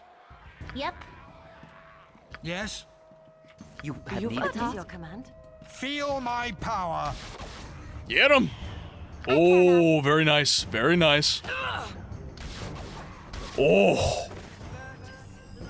The damage is just... Again? Oh!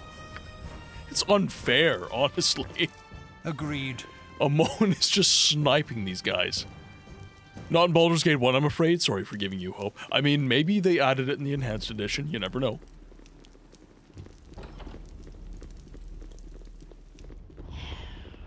Who's this? A doy. What idiot let you in here? It doesn't matter. If you haven't already killed those useless guards, Why is I'll deal Rogdok with them as soon as mafiosi? I finish with you. Hey, where's the gabagool? Oh my god. Forward march! Alright, let's get him. Ah, Nature's servant awaits. You're a queer fellow. We're all It's doomed. to hold person on him. My heart's really not in this. Boom. Oh, did it work? Yes. Very nice. Very nice. Alright, got 2 good items off of that. Okay, so... Wait, what? Nira? Why is Nira here? That can't be the same Nira. If you want. I am heckin' Thank confused. mistress, someone has come for me at last. It's too bad you had to cut your way through.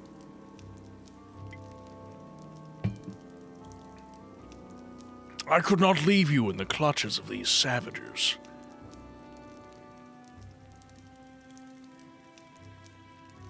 I am looking for a wild mage named Adoy. Praetor, welcome in. How dare Nira show up to her own companion quest? Oh, this is Nira's companion quest. Gotcha. That makes sense. Adoy is me, and I am Adoy. Why have you sought me out? Nira has a little trouble with her spells. Nira's a wild mage too. She hopes you could teach her to control her magic. It's true. I hoped you could teach me how to control my magic. Is that so? Well, I'm afraid I'm not the best example of learning to control wild magic. I'm not sure anyone can do that. You can't govern chaos. Otherwise, it wouldn't be chaos, would it?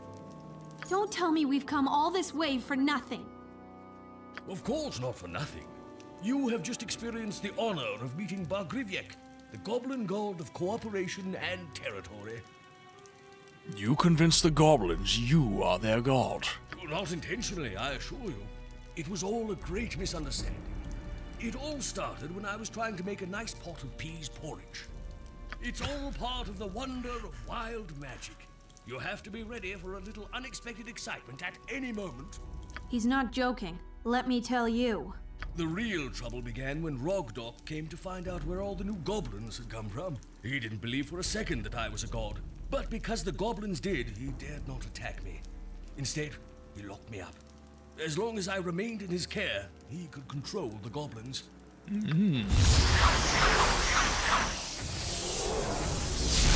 At last. Not only have we caught up with that... Oh no. Oh, okay. I don't think I've saved. Half-elf! What is wrong with you? Half-elf. You'll regret spoiling my grand Half-elf. to subdue you for examination. And what is this? Another wild mage? Perhaps I should thank you for leading us to yet another test subject.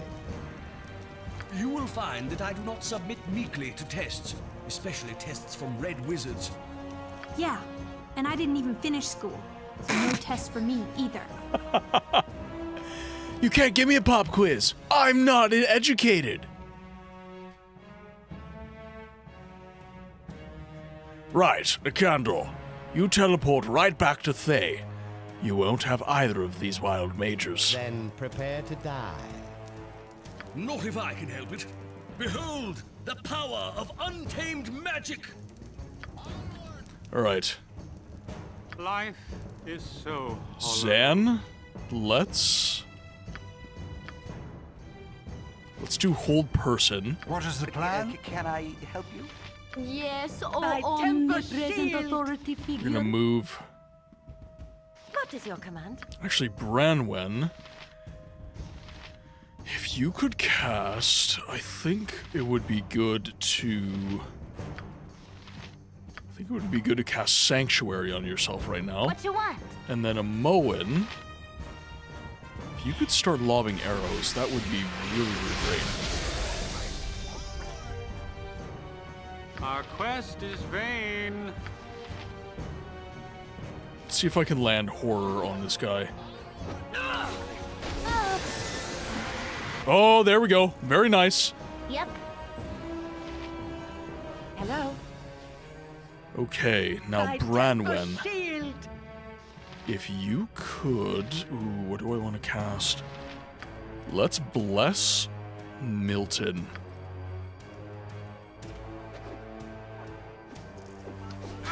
The ogre is now feared. Nice! I care not. God, Amoan just does work. We're all doomed. What is the point?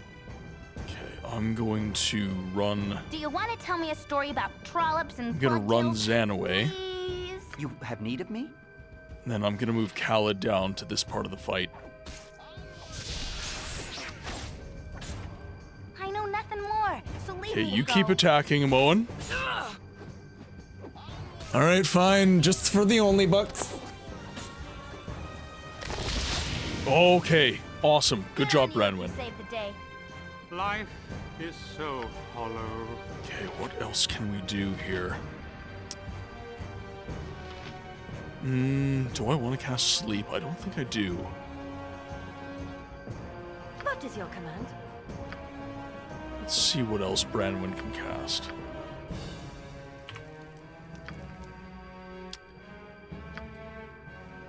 Just raise an undead, I think. Back home, Puff Guts would always tell me. You a require story. aid? Puff Guts. My None blade will stand cut you against. down There to we go. size. Right, Yes? two of you, go get this guy. And then we can all just... Okay. Everybody go after the ogre. Once he stops moving. My blade will cut you down to size. It's actually going relatively well. Being able to fear that ogre was actually huge.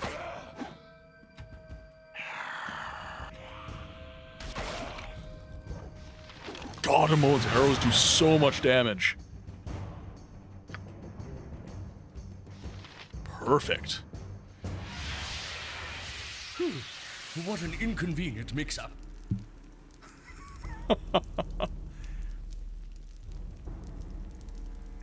It conveniently kept you out of combat with those red wizards, I noticed. Oh, I would have preferred to fight beside you. Alas, as a practitioner of wild magic, I cannot always predict the outcome of my spells. The red wizards pursue your friend Nira and me to study us, or perhaps just our brains, to learn why we can wield the power of arcane chaos, and they can't. Can we not talk about having our brains studied, please? Pretty please? Of course, my dear. Now, as I was saying before we were so rudely interrupted, wait, where was I? Summoned goblins, worshipped as a god, captured by a hobgoblin. Yes, of course. Well, that about sums it up. The next thing I know, you've slain Rock Dock and freed me from captivity. Come on, old man. Make with the wisdom. No one gets to be your age without learning a few things. You must know how to avoid the crazy surges of power. You're holding out on me. Oh, not at all, my dear. The only secret is to accept the bad with the good. You don't complain when your fireball incinerates an entire tribe of trolls, do you? You just have to be ready to improvise when it showers them in flower petals instead. Game Freak, welcome in. I hope you're having a good day, man. Hope you're having an excellent day. Half the fun of our profession is that you never know what will happen next. Why, I'd have never discovered the joy of being a woman if that spell hadn't turned on me last summer. That can't be all there is. You'd never have survived to be so very, very old without something up your sleeve. Since you put it that way, maybe there is one thing I can give you. It isn't up my sleeve, but around my waist. I constructed this belt for my occasional trips into town. Accidentally shocking those who shake my hand can be chalked up to carelessness, but a giant spider with the voice of an old man running through town? Forget about it. I seldom visit settlements these days, so perhaps you'll get more use out of it than I do, and maybe a little peace of mind. That's very generous. Thank you, Adoy. Oh, joy. After coming all this way, I get a belt. It's not even my color. Oh, don't think I've forgotten you. Watch as I conjure my fabulous treasure trove, all for you. Wait, is it such a good idea for you to conjure? The laws of probability suggest that was no accident. The scoundrel fled without rewarding us. No! It's not fair! I've traveled so far and overcome so many obstacles all on my own, and he just disappears.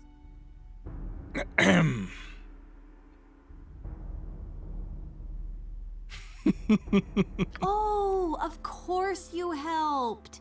I haven't forgotten that it's all about you. Yes? I didn't just help, I did everything. As needed. It's a lot more than simple help. Alright, that should be good for those items. Now let's see if Buddy Boy has anything. Okay, nothing of import there. Let's see. Give that over to Zan. Let's... Ooh, we can do this. It's a different kind of arrow. Oh, there we go. Throw that in there. And do this. Sorry, I had an alarm going off. Throw that in there. Perfect. Again? All At any right. cost. Now, I have a feeling that the goblins are not going to be too friendly to me as we attempt to leave their conclave. But perhaps they're too stupid to fight me. We can only hope.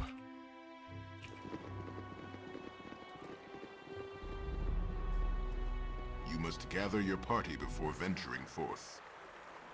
With caution. Oh, no way! Okay, sweet. Very, very nice. Alright, let's head over this way just to see if there's a path. It looks like there is.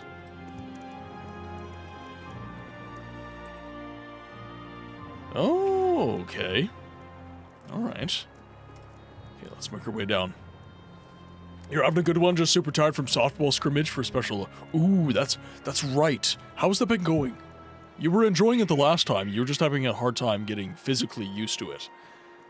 So you're still getting pretty worn out by it. That's kind of...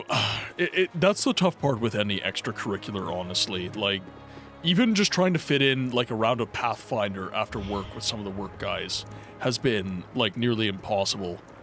Because...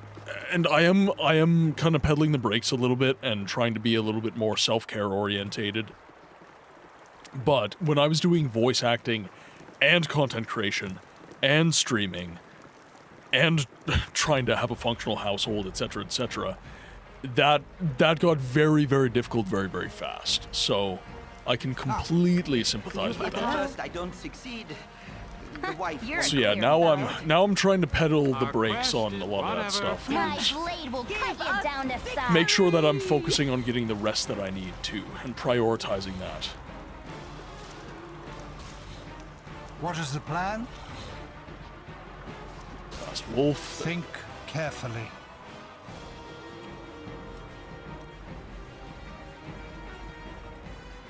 We're all. What is the point? What you want? Moen, please launch arrows. Tempest, give us God, Branwen's effort cry is so cringe. Think.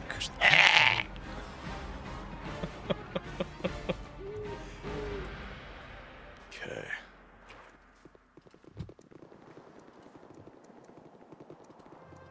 And I'm just fighting as much as I can just to get experience. We still haven't done the basilisk yet, so we could still do that. I just need to have those scrolls at the ready.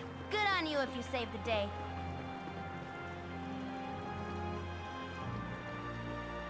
I'm just gonna let Zan scout ahead. Screw it.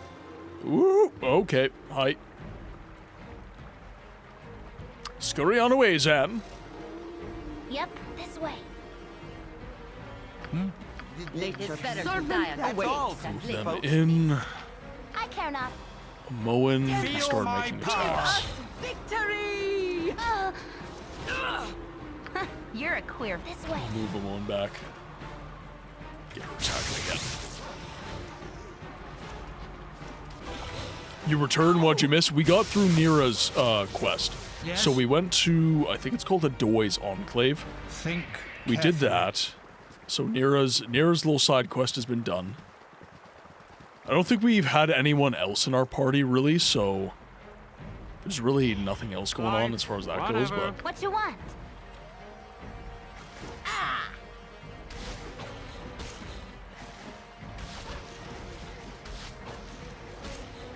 Oh, that's... So, Game Freak, you're... Or... Is it you or Beardsley that's in Oklahoma? I think it's Beardsley that's in Oklahoma and not you. But it's been hot all around in well, really just the northern hemisphere. Again, for now. Like, everybody's summer has been ridiculous as far as I've heard. Like, I am feeling for my friends in Europe. All my friends in Europe, it's just like, oh god, like, I'm sending you cold thoughts.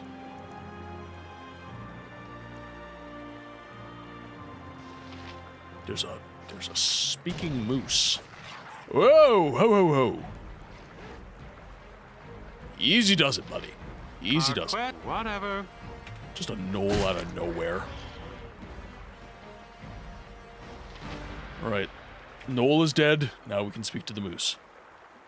Ah, or the moose think disappears. Carefully. That works too. This game is genuinely so random. It's actually one of my favorite things about it.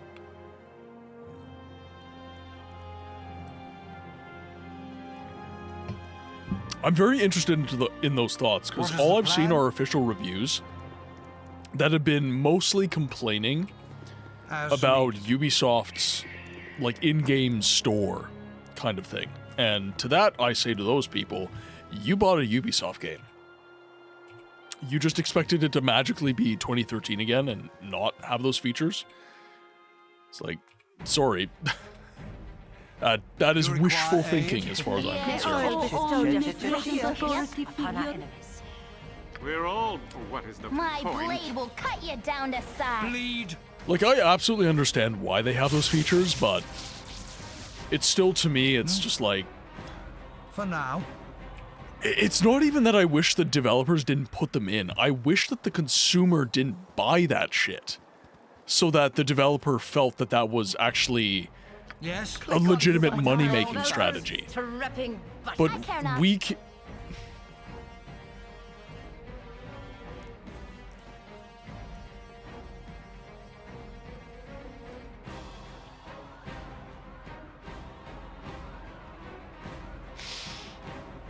By Valka's strapping buttocks. Indeed. Indeed.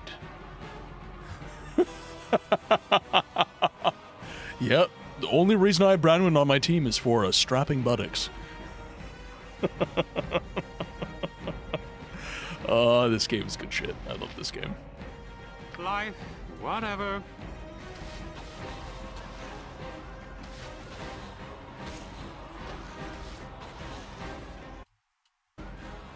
Again, for now.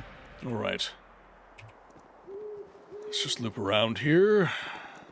I guess we'll have a conversation with the Maghreb. Pardon me, guys. Actually, there's a little bit more over here. So let's take a look. Amoan does not give a damn.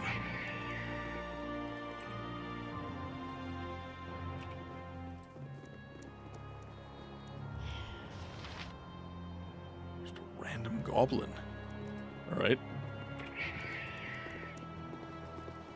Let's have a chat, buddy.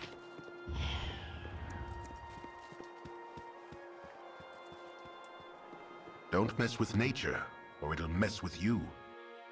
Look out! They're coming through the trees. There, behind that rock. No, wait. That was just the shadow of a cloud. You have to be on your guard. They come out of nowhere, but now they're everywhere. What? I don't see a thing. Calm yourself, man. Take a deep breath and tell us what you've seen. Goblins! They fell out of the sky and leapt up full grown out of the grass. I don't know. All I know is they killed Risla, and they tried to talk to... And when she tried to talk to them, and I can't face them by myself. Slow down, you've obviously been through a lot, but you're safe now. Tell me what happened. Forgive me. My name is Maghreb. Risla and I have watched over this area for years, and we never had any trouble with goblins before. Since they killed her, I've been half out of my mind with grief. I can understand your pain, Maghreb. It's hard to lose a loved one. Just a few months ago. Poof. Goblins as far as the eye can see. At first they appeared around the house of an old mage. But soon they moved into a set of caves to the northeast, taking him with them. Not long after that, a big hobgoblin arrived and made himself king of the tribe. I might have met this old man. I slew them to the last goblin. Risla has been avenged. I took care of the troublemakers among them. You should find the survivors much more open to negotiations. Maybe that's the best solution. Riesla would be glad to know you spared those who were open to peaceful coexistence. For both myself and Riesla, I thank you.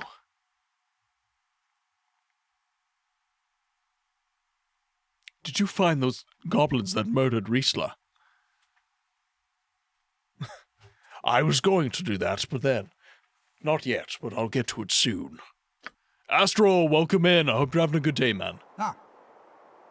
I was really enjoying, 9 Souls when you were playing it today.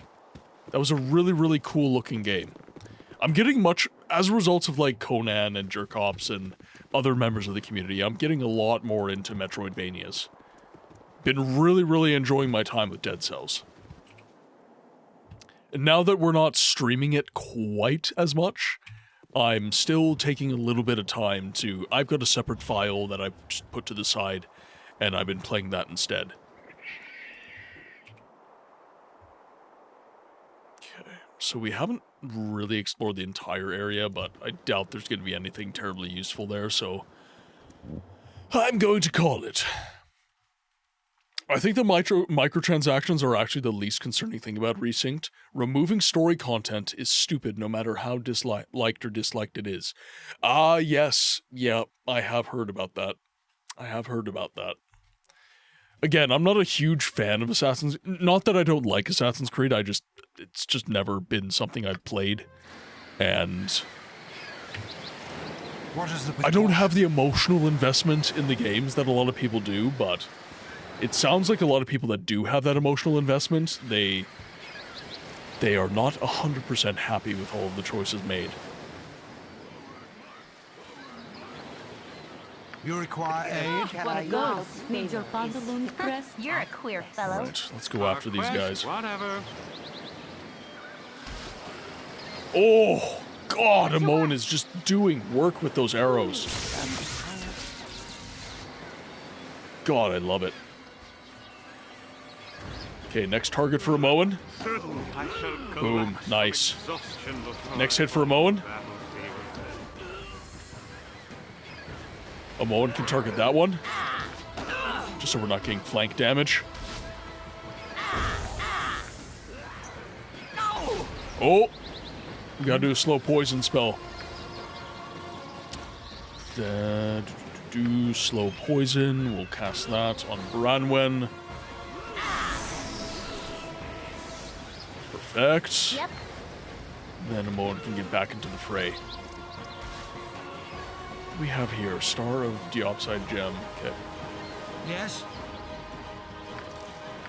Do have some actual gold as well, which is nice. We'll survive longer than I had originally thought. Bullets. Got some jewelry. Yes. Where did all the gems go? Oh, okay. We have some more Luca.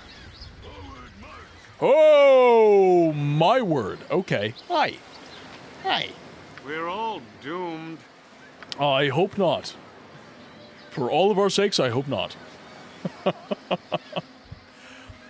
The boss fight was a cliff to climb, to be sure. It looked tough. I suck at like, I beat Resident Evil 4 in a night. Resident Evil 4 Remake, I should say. Because I was trying to reset my clock. And I beat the entire game in a night. And I suck at those parry mechanics. I absolutely suck at the parrying. I just never get the timing right.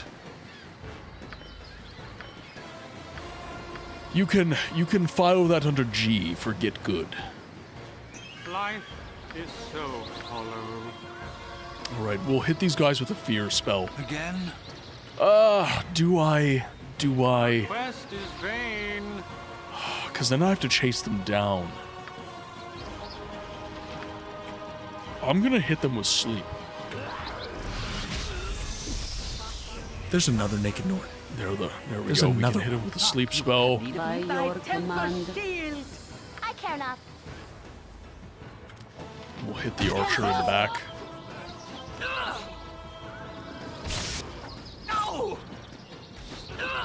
Oh, very nice. Very, very nice. Is anybody poisoned? Jaheira is poisoned. Which means slow poison from Milton. Get Jaheira in a healthy state You're once a queer more. fellow.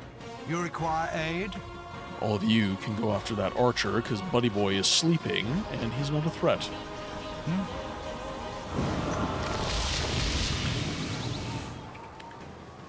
Alright, so Milton can give that to Jaheira.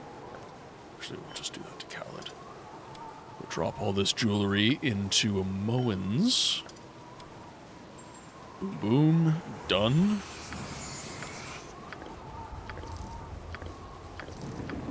Okay, that's all the valuables. We do have to make a run to sell some stuff.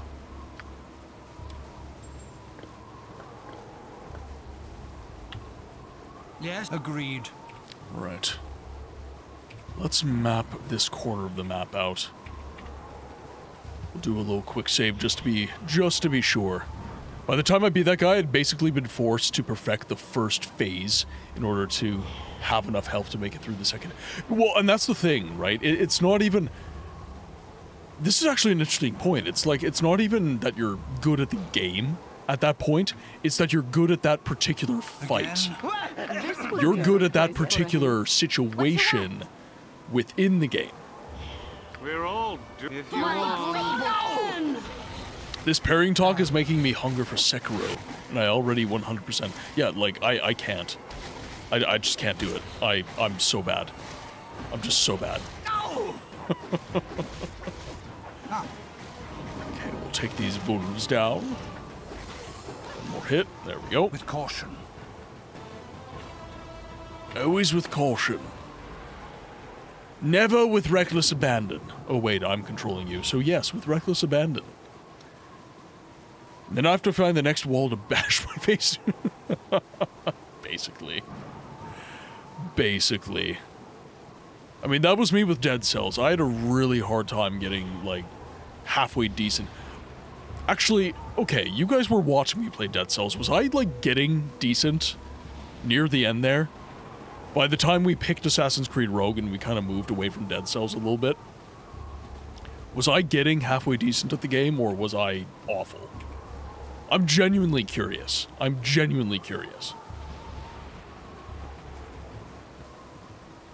Okay, so no enemies at the edges of the map.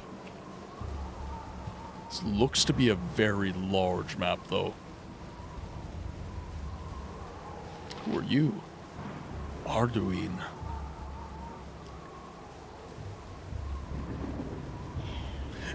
Most of it does come into RNG, yeah, like having the good items. But I will say a good Dead Cells player can make something good happen with, like, even the shittiest haul with the game. Please help me. I don't know where else to turn. My little boy was playing in an abandoned lighthouse to the northwest when a pack of wargs surrounded it. Please, just turn them back and I can coax them down. There's not much time. Child in the lighthouse, let's do it. Let's be the hero that Gotham deserves.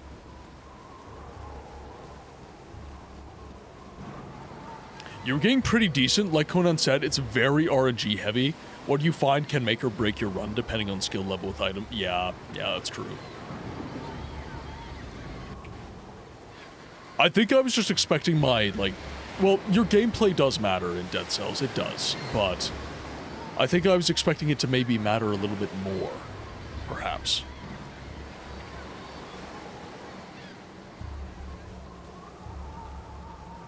Okay, so there's the lighthouse right here. Sorry, lady, I have to get rid of Fog of War before I can save your son. Yeah, we'll clear all the Fog of War out. Make sure that we've cleared all the enemies in the area. We might be able to get rid of... okay. What do we have here? These are Tesloi, so I'm not super wary of them. What is the point? Do you want to tell me a story about trollops and plugtails? If it's in the forest, I'll kill the bastard with the... No trollops or plugtails here, Amoa. Get your shit together. Bleed. We are fighting for good. All right, now with caution. There's someone else to talk to. Yes. Let's go have a discussion with Arkashul. Pleasure to meet you. Who might you be then?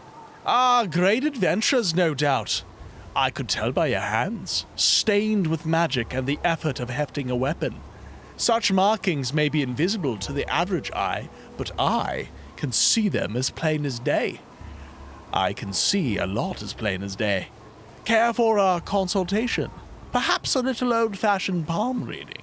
A little gypsy magic to steer your course straight and true?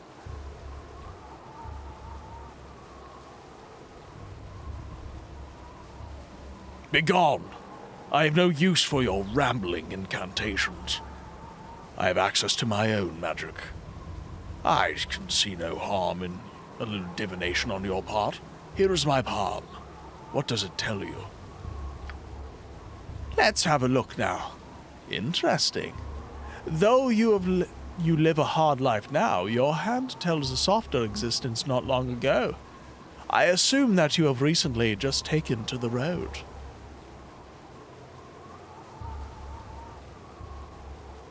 That much is true, yes. Do go on. I thought as much. Let's have a closer look now. Back down your lifeline, I can see a scholarly influence. And you are well educated. You had a mentor who was a great sage, perhaps considerable in power as well. My foster father, Gorion, was a sage, and a bit of a mage as well. Go on. You had a reasonably happy childhood with him, aside from being a little difficult. My. But you were quite a little hellion. Wonder where that comes from. Let's see what we can learn about you back before this Gorion. Further back I see.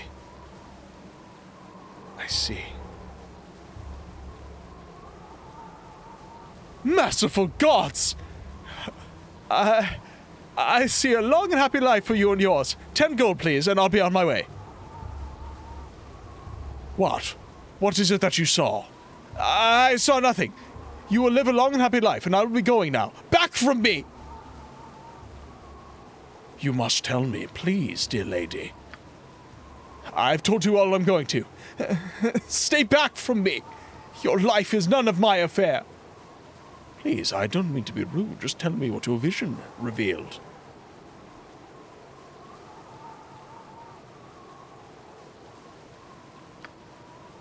Stay away from me! I warn you! I'll not let you near me! You have need of me? My servant shield! I know nothing more, so leave me to go. We'll take down the palm reader. Feel my power. Damn. She attacked me. She attacked me. Yes? I will have you know that was self-defense. 100% self-defense. Got our dire wolf issue. Omnipresent authority Good on you if you figure. saved the day. We're all at this point. Give us no! Take down the dire wolves. I'm calling the flaming fish. I serve the flaming fish.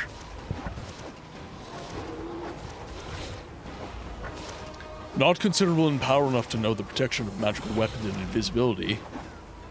In a 15-foot radius.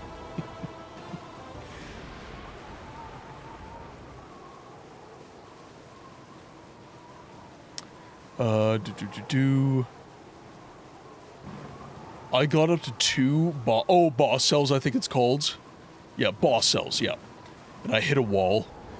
Dead Cells gets really hard. Like, even after my first boss cell, I was just hitting my head against...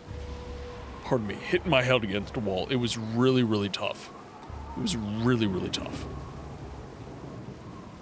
What is the plan? I've been looking for strong men. like yourselves.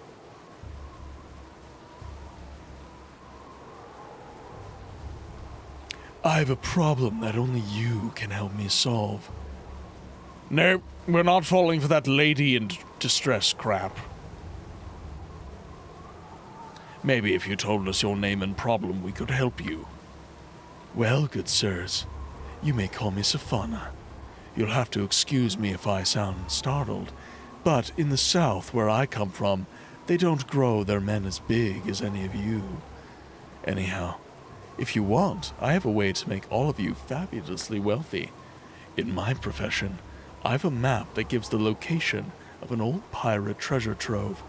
According to the writings on the map, it's where the legendary Black Alaric dumped his treasure before being captured by Amnian fleets.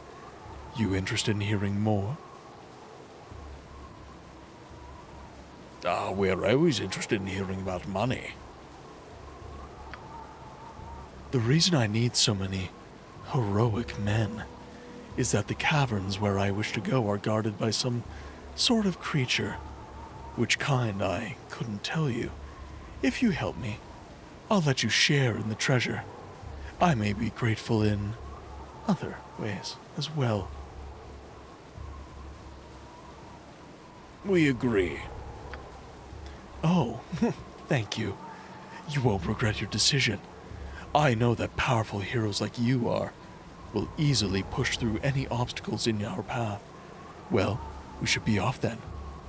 From what my map showed, the Pirate Cove is located somewhere along the coast, just south of Candlekeep. Oh, no, I'm not. No. Nope.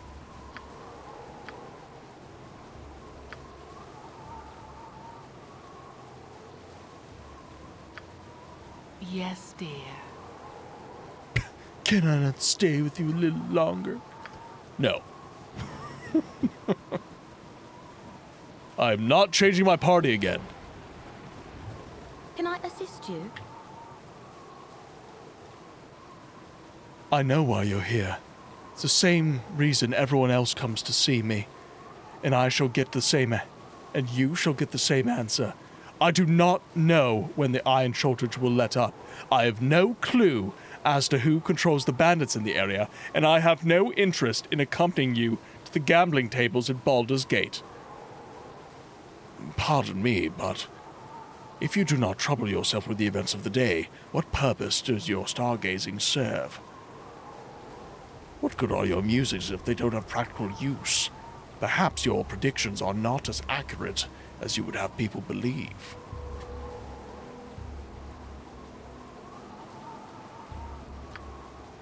What purpose? The Sword Coast is by no means the center of the universe. Lives and dramas are lived out across the realms.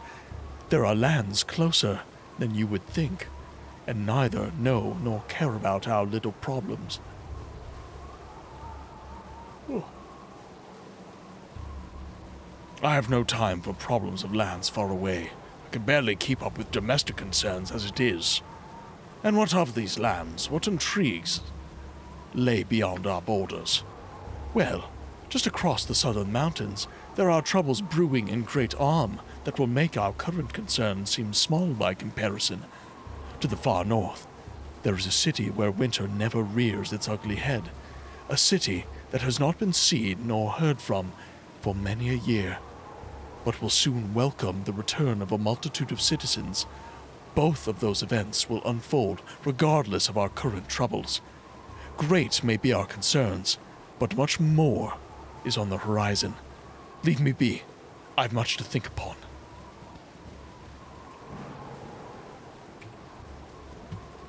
Alright, we'll circle around here. Probably more hobgoblins if this battleground is to be indicative of what we have been through. What is this? Ah, just a sign that says the Sword Coast.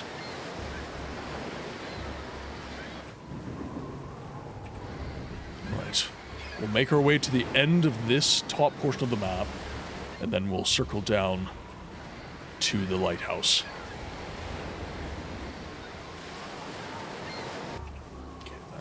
seems to me to be pretty conclusive at the end of the map. Okay, nothing doing that way. That's the end of that path. What of here?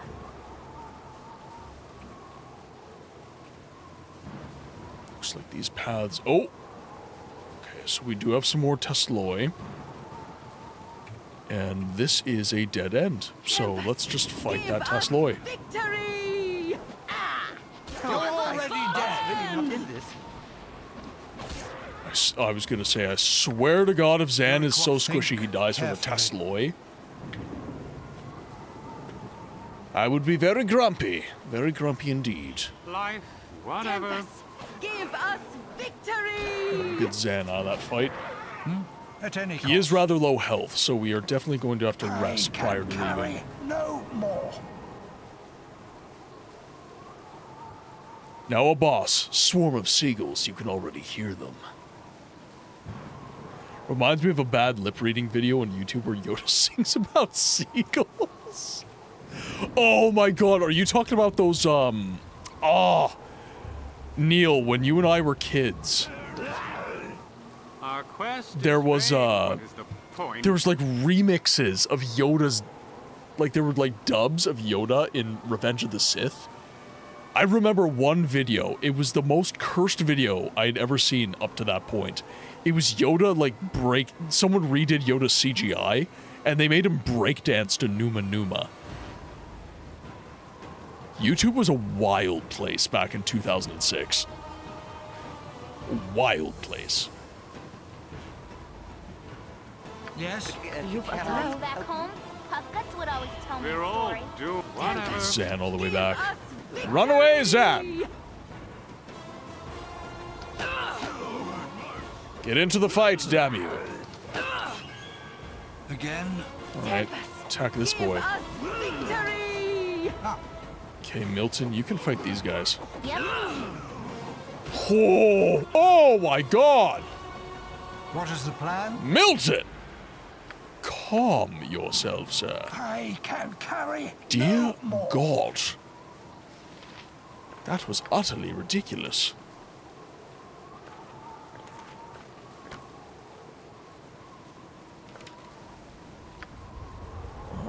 You've got room, though. Oh, too far away, that's why. This way. Too far away. Oh. Life, Because Zan's all the way over there. And to think, it started because 3 dudes wanted an easier way to share Janet Jackson's nip slip with their friend. Some things just come from such small beginnings, you know? Oh, dear God. Oh, life is fun sometimes.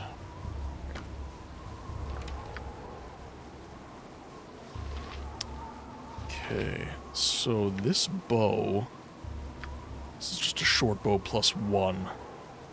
So this is way better. Way, way better. What do this? Oh, it must be identified. Crap. Oh, she's running out of the good arrows. Damn it. I was really hoping we'd have more good arrows.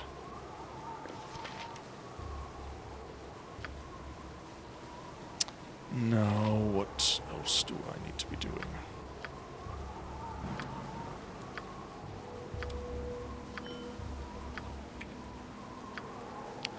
Okay, Milton. Was I Zan? Yes, I was Zan. So move all this over. Nice and easy. You require aid? And For now. yeah, let's just head up. Serene?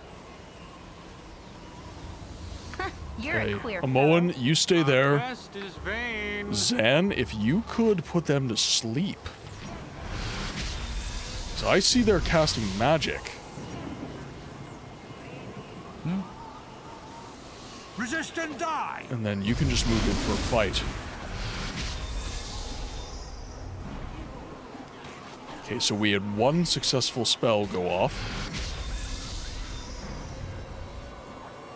So what do they carry? Okay, so they've got pearls. I can carry no more. Ooh, interesting. Pearls can go in the jewel What you container. want? I'm gone. We're all, what is the point? Yep. There we go. Yes, for now.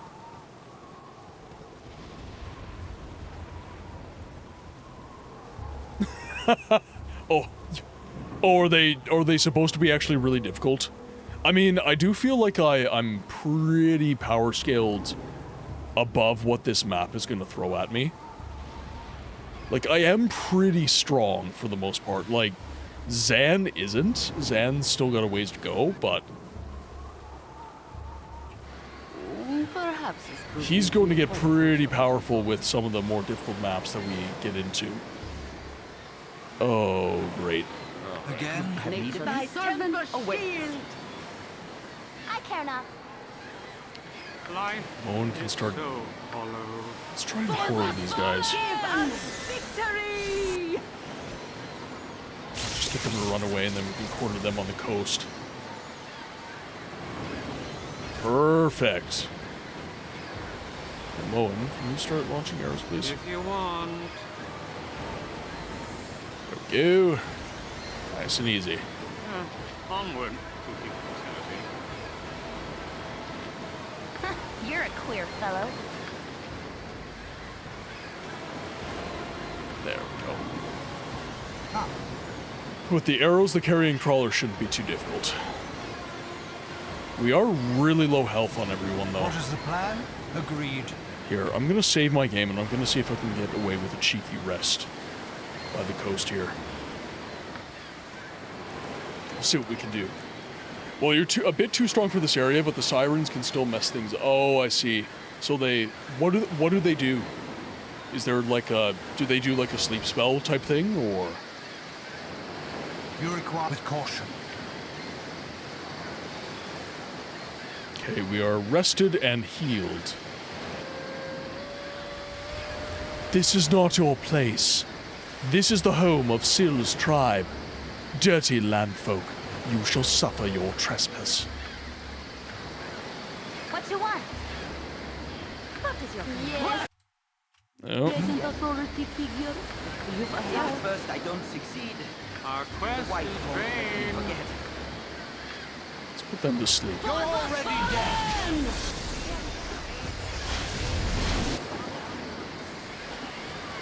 Interesting. Yes?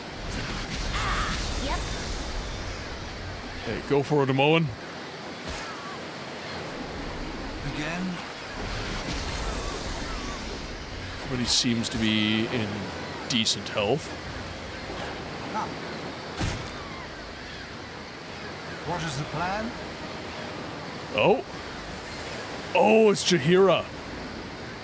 Alright, let's get Khalid and Branwen away. I will let Jaheira beat on me.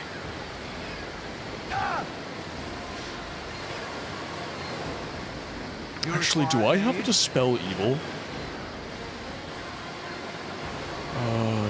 Do protection from evil. I'll cast that on myself, see if that does anything. There we go. Much better. As needed. Yeah, you're right. That's that could have definitely been really, really shitty. Some good arrows out of it, though, I will say. We're all if you Okay, want. we'll move Zan back. Front line in. Fight some more carrion crawlers. Down to size.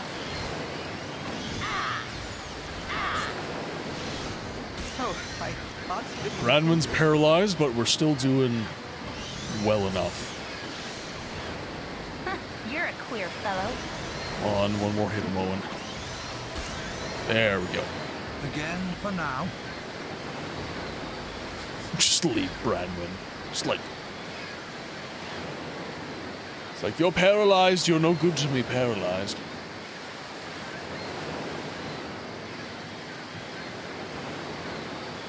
Okay. I wonder how long that's gonna last.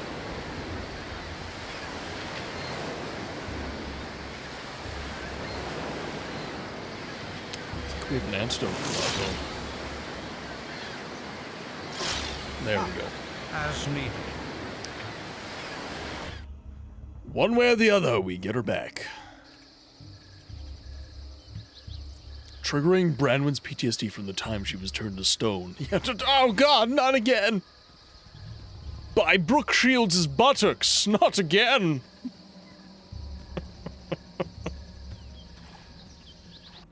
By Zeus's thunderous thighs, I am frozen once more.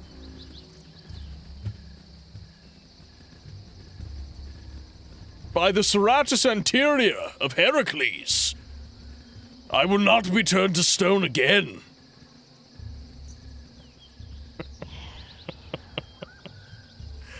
I have fun sometimes.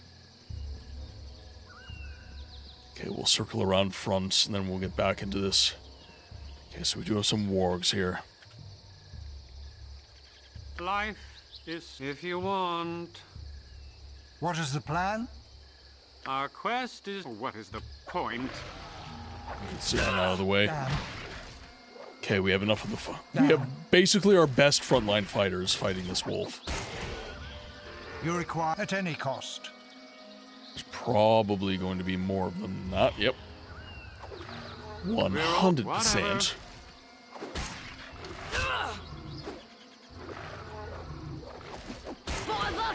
Perfect. And I have a feeling that the lighthouse will not be much better. Looks abandoned. You peer inside and see only rotting beams and debris.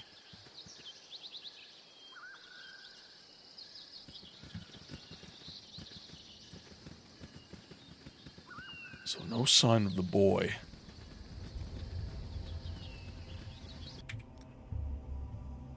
Okay, where did I encounter the boy's mother? Wasn't too far away. I feel like it might have been right around here, maybe? It was in a bit more of an open area. Life if you want. Again, think carefully. Our quest if You're you want. already dead. All right. Whoa, buddy. None stand against me.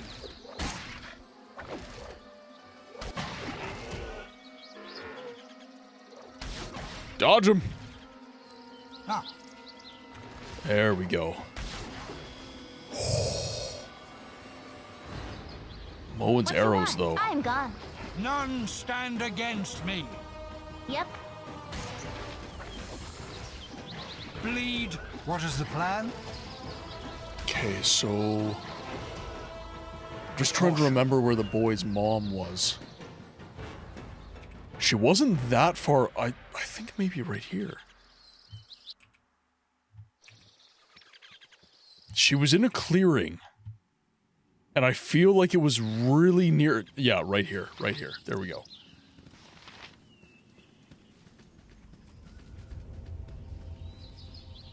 Hey, friend.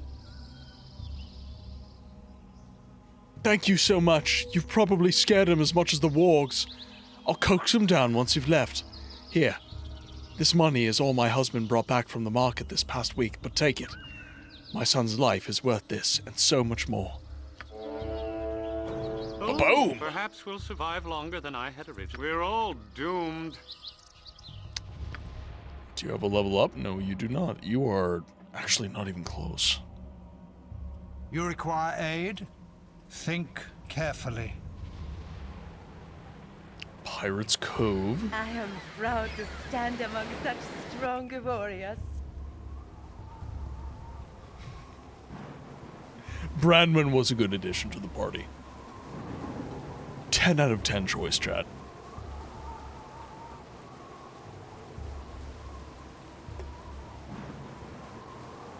Okay. What is not 10 out of 10 is the pathing of some of these NPCs. Good God.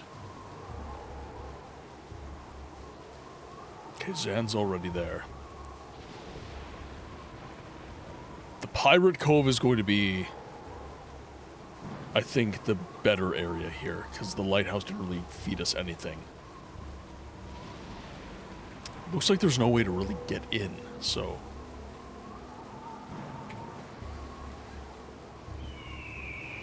Okay, that was an eagle. It's like, what is that?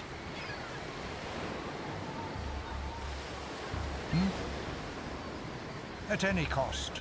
In we go. Think carefully.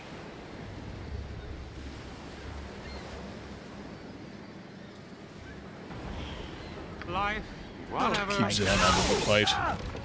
Was that a trap? What did I get hit by? What on earth was that? Yes? Okay, next fight we're gonna have to figure out what that was. I care not. Alright, we're gonna move them on through, detecting traps. Want to make sure we're not getting any traps here. Let's see what we killed though, I'm curious. Flesh Golem.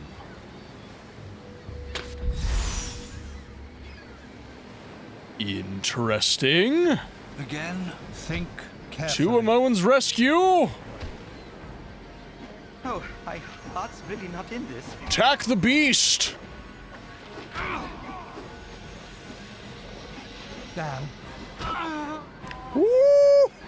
Not good. There's definitely a bunch of traps in this area, though. Agreed. So we're gonna have to take a Moen, just take our time, find the pressure switches. Don't get overly zealous here. You're a queer fellow. This way.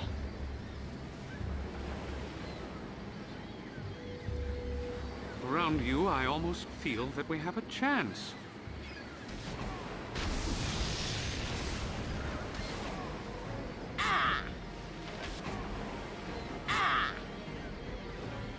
These flesh golems are strong.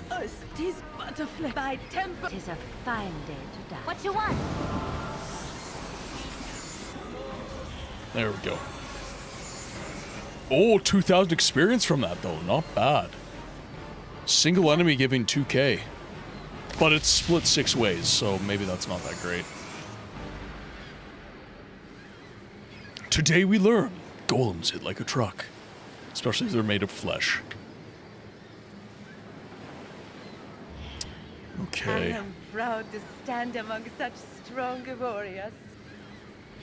Still better than 10 goblins worth 10 XP. That is true. That is true.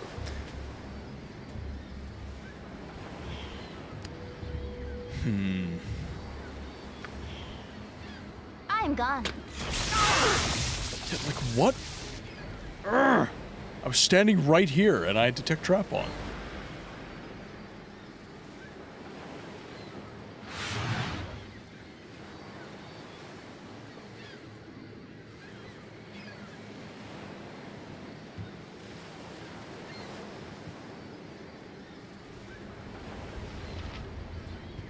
Alright, let's lock in right here.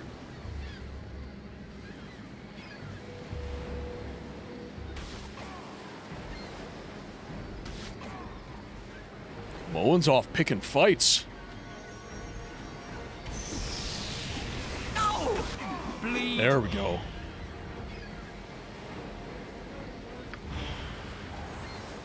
There, nice.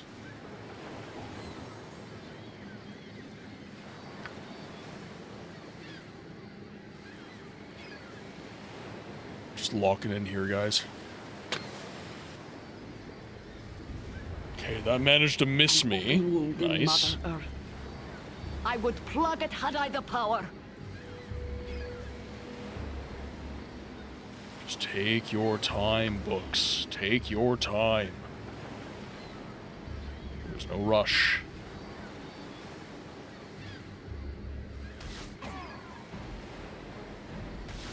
Oh.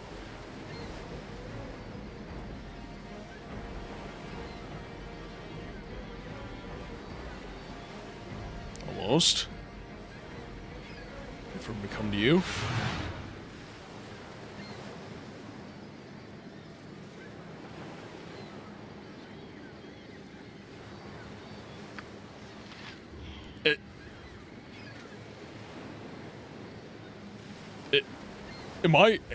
Am I missing something? Where did he go? I did not take him down. I swear I did not take him down. No way did I win that. Maybe, oh, okay.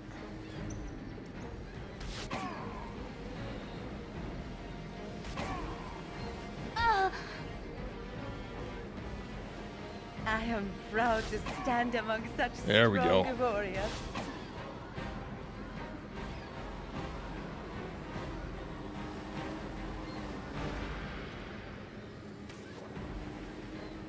Come on.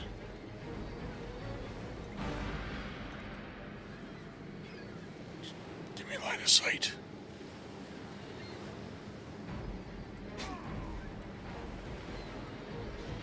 Oh, am I out of arrows? I am. Alright, I don't even care what these do. Shoot them.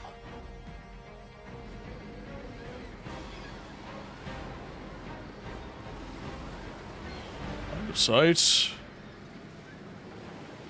super weird how that works. Oh, very nice. Alright, let's detect some traps, shall we?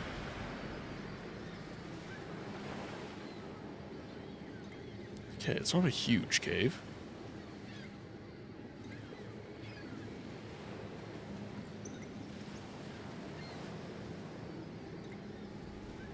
Let's see. Oh, god damn it. Poor Amoan. Poor Amoan. There's something most unnatural here, and I want no part of it. Okay, I need to make sure there's no kinds of traps here. Okay, it seems like it was safe. There's a cloak, there's a manual. Yes, at any cost. Okay, move the rest of the party in so we can trade some items. But it looks like we found that treasure that, whatever, Safra or whatever mentioned. And we did it without her. Like a boss. This is my show. I'm in control.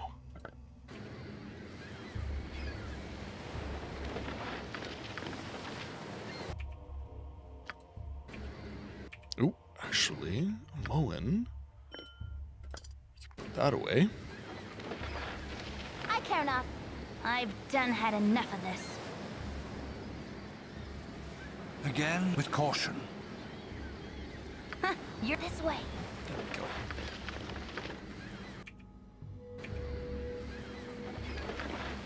Grab the Manuel. Ah, for now. Okay, out we go. Moen What you want? is over encumbered.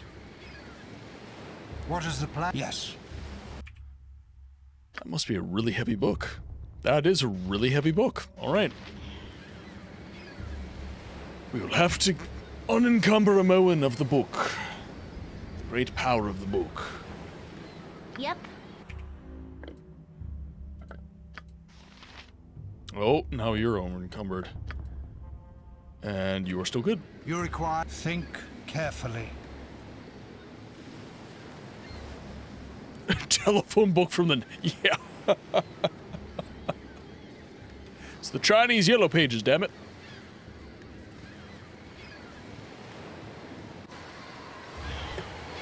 Okay. That looks like this area fully completed. Very nice.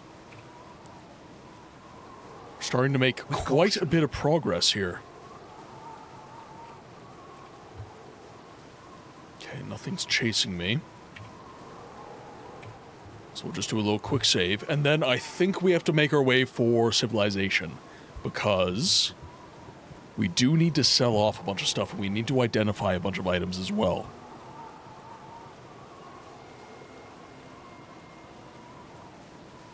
So we'll find out what that book is. We're all doomed. What is the point?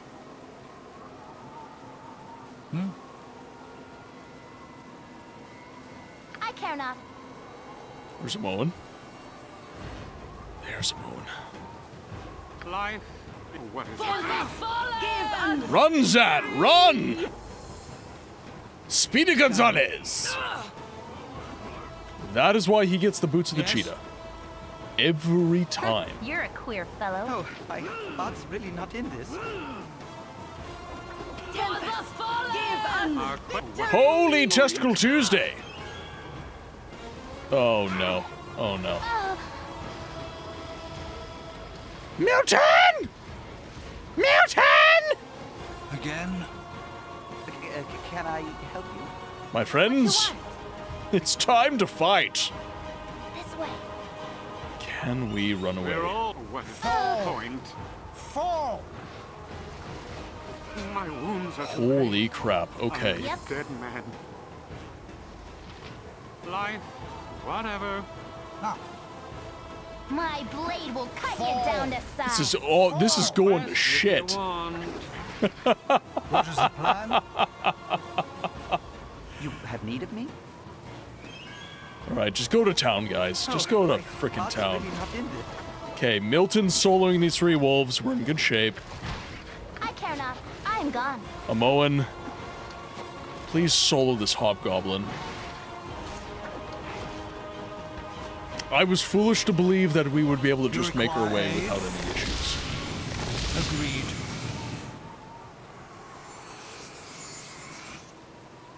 Let's see if is anyone willing to heal Zan? No? Alright. He got us into this mess. It's true, he did. I can carry no more. I don't really think the rest of those jewels are of consequence, so we'll move on. The coast is clear. The coast was, in fact, not clear. Perhaps we'll survive longer than I had originally thought.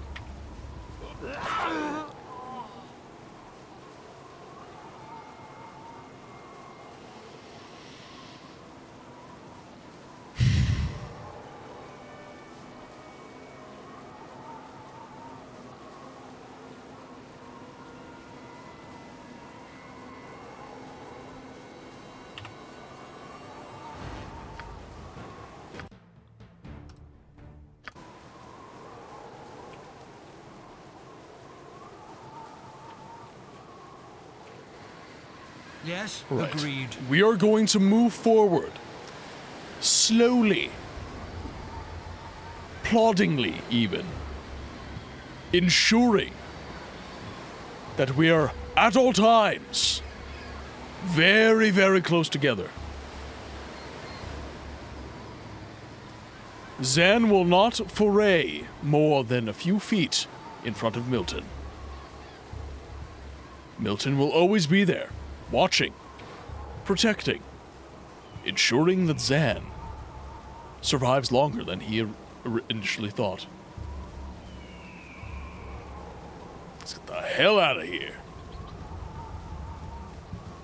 Oh my god. It's always... Okay, this is one thing. This game, the comedic timing of everything that has happened to me in this video game has been nothing short of perfection. Nothing short of perfection.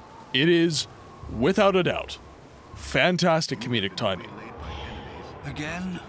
I've been waylaid by enemies and I must defend myself. Think carefully. Can we run? There we go. To Nashkel. For now. Where is the inn? The Belching Dragon Tavern. Let's go see the Belching Dragon. Congrats, Zan. You got a bodyguard. Congrats, Milton. You've new prestige class. toddler's protector. 100%.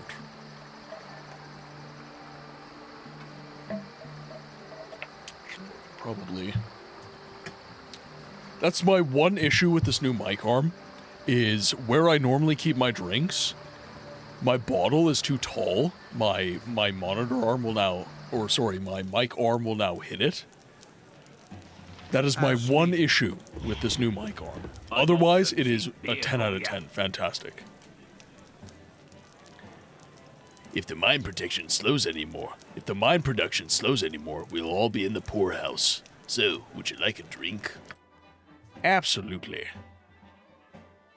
Oh, you have no rooms for the night. How shitty. Well, we do have the Temple of Helm. Ah, there's the inn. For now. So, that is only a tavern.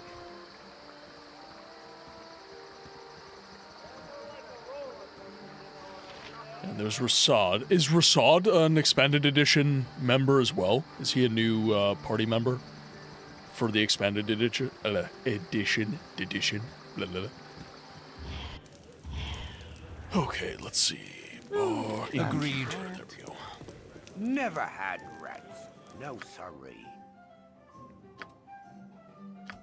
I would like a noble room for the night. Rasad is new as well as Nira and Dorn. Ah, okay. I think I met Baloth. I think I met him. I'm trying to remember. It would have been earlier in the playthrough for... Would 100% been earlier in the playthrough. Okay, so we've actually made halfway decent progress here. I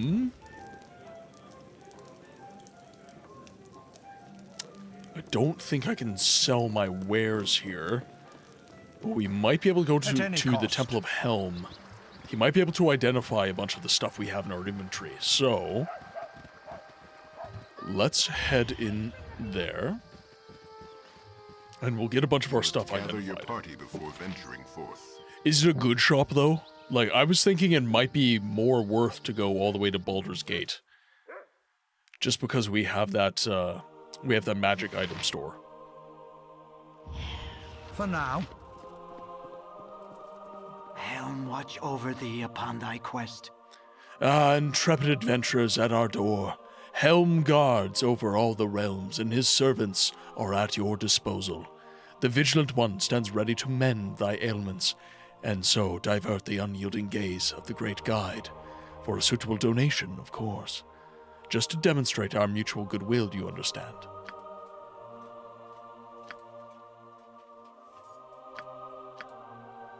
Rugged leathers +2. Okay, so we have some nice mage robes. Okay, got some arrow of fire, got some +1 bullets, a Manuel of bodily health. Bodily health. Put the emphasis on the wrong syllable.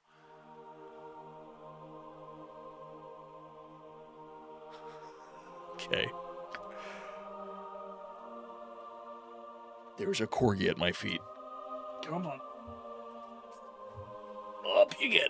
Oh. You just can't help yourself, can you? You just can't help yourself. Let's see what we got here. Okay, nothing in your inventory.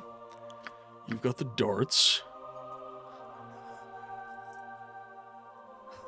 The Manual of Manly Health. If you're just trying to sell, it doesn't matter much. If you want to buy, the shops in Baldur's Gate City are much better. Ah, okay, gotcha. Yeah, I was mostly just wanting to sell, so... Just a regular +1 dagger. An arrow of piercing. Very nice.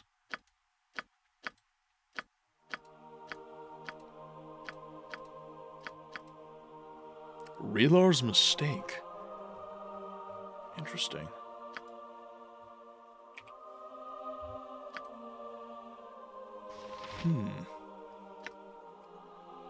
Typical manual of bodily health provides the reader with valuable information regarding preventative medicine, basic first aid, and proper muscle toning.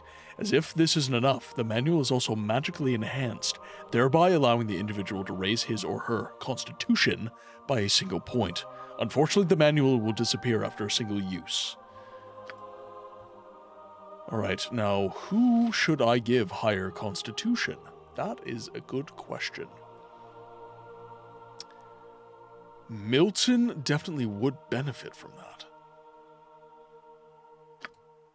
Okay, Bastard Sword we can put in Khaled's inventory. We can put that into Moen's. Potions can go over to Branwen. This short bow we can sell. Heart of the Golem we can keep. Dagger we can keep.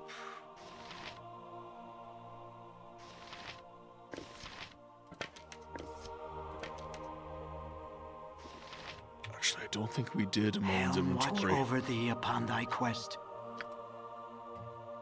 There we go. And the bolt, apparently, I can't identify. Interesting. Alright, let's throw these in the handy-dandy quiver.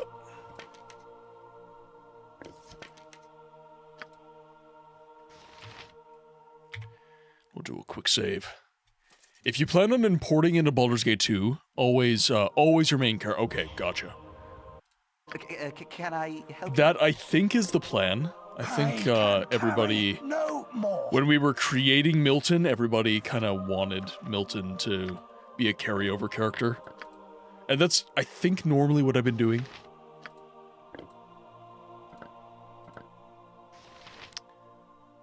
We've got the Diary of Sarvok still.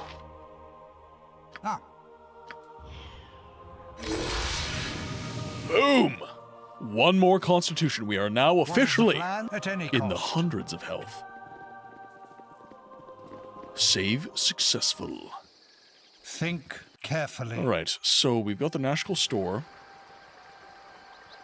So you guys say it doesn't really matter price-wise where I sell, so I'm just gonna hop into the National Store and we will sell whatever we can sell. Yes. Let's see what you got, sir. Business has been poor, what with the iron shortage and all. I've got the gold, but do you have anything I need? Okay, studied leather armor we can sell. Mage's robes of resistance. Traveler's robe, we can sell these. Ooh! Hell to the yeah.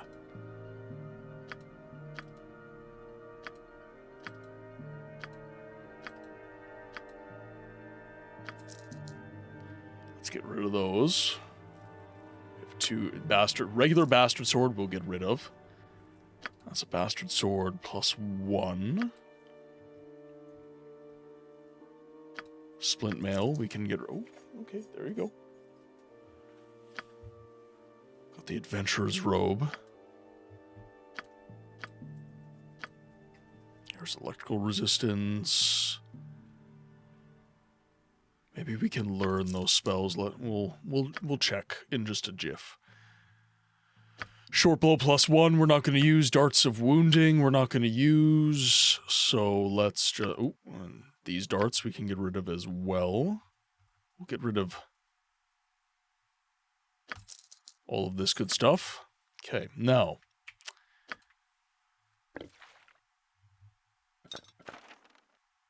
So we have rugged leathers +2.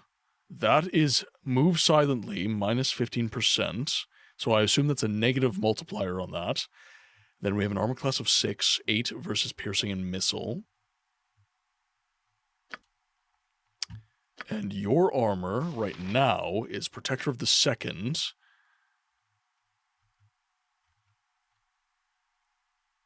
Okay, so that's more or less the same. Chainmail +3.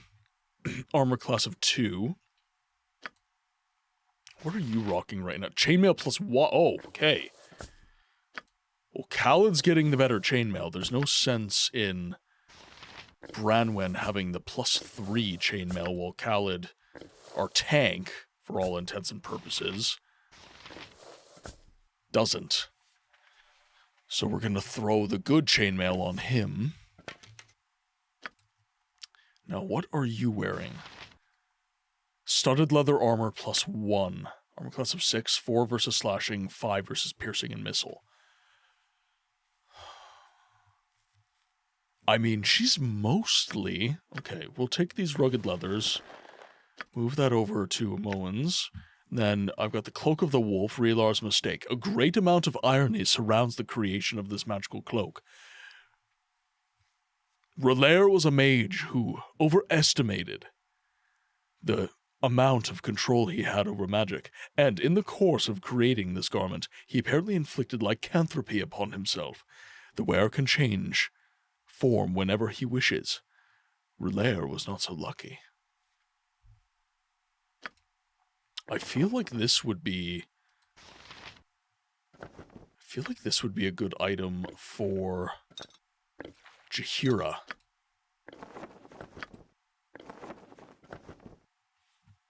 So we'll throw that on Jaheira, because Jaheira's got all her magnificent druidness. Okay. Okay, so we can't learn these spells. Noted. And we have a bunch of jewelry we can sell too. Alright. Actually, I've noticed I haven't taken any breaks, and we are in the middle of ads right now. And for some reason, I don't know why, this just isn't working right now. So I'm going to turn this on. I'm going to see if when ads end, if that's gone. But anyways, I'm going to leave you guys with the clips, and I will be right back after a short little break. We will see you soon. Really? All right. It's good, Sigma. Can you sing? Now, if you'll excuse me, I have to collect foreskin for Dagoth. Yeah, Vivek mole-egged his ball, so much so that it made history. They wrote a book about it. The entire sermon is a prolonged allegory about post-nut Claire. Now, excuse me while I enjoy my high tea. Tastes like aristocracy. Oh, no, I can't. I can't do it. Oh, wait. I love how that's how you're gay. What the fuck? Suck on a glorious amount of all-American custard!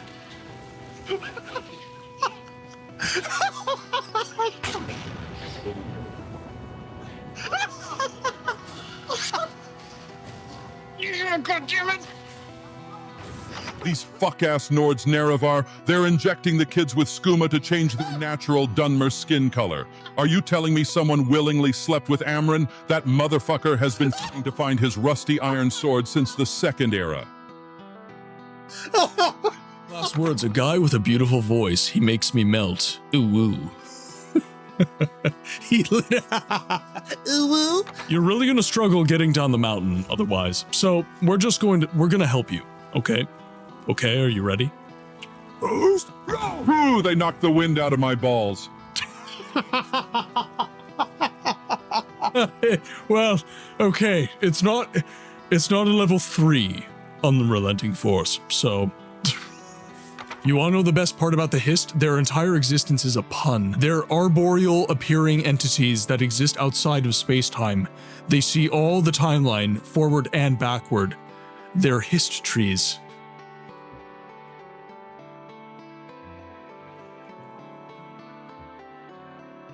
God damn it. You want more? You just saw your buddies get killed, man. Did he grabbed my arrow. I've been looking for you. Got something I'm supposed to deliver. Your hands only. Dagoth's drawing?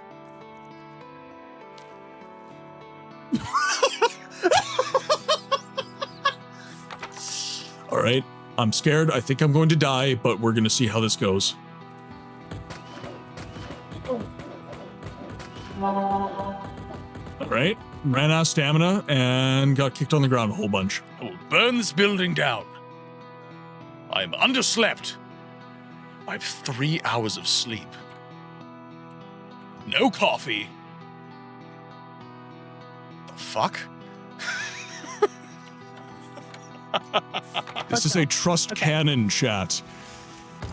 I believe I could fucking die! Oh no! Bye, boys. In that case, Melly, I'm sorry. The road is long and troubled, and we need No, Melly, why are you doing this? We mount our mighty steed to gallop down the way. With strength and fervor, Melly! his mane flowing in the wind. Severus climbs atop him, a new journey now begin. Yamate Cranberry, the greatest horse you'll ever see, galloping with speed and might, now sing along with great delight. Yamate Cranberry, clippity, cloppity, clip. Yamate Cranberry leads us on this trip. Oh, God. Oh, what have I done? Like, ooh, yay!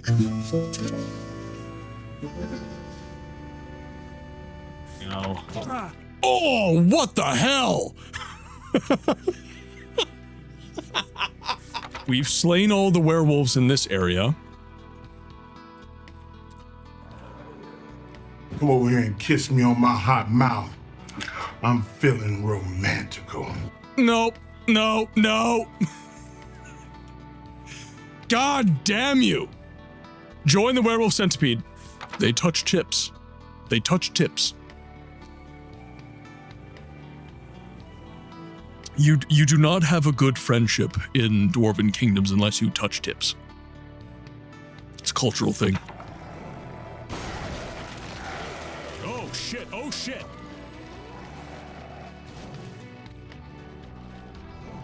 That is called thinking you have the upper hand and not actually having the upper hand. Look, man, if you would just wear some socks. I'm wearing socks right now. I have one sock on and one sock off. Fishnets. What's wrong with that? It's still a sock. Shut up. It still counts. It's still socks. Still socks. 早上好，中国！现在我有冰淇淋，我很喜欢冰淇淋，但是速度与激情9比，冰淇淋速度与激情9，我最喜欢。所以现在是音乐时间，准备1、2、3，2个礼拜以后，速度与激情9X3，不要忘记，不要错，国际的去电影院看速度与激情9，因为非常好，电影动作非常好，差不多一样。冰淇淋再见。Your local pop punk band, Colon Feeling. Welcome to Colon Feeling. We're serving up a shitstorm.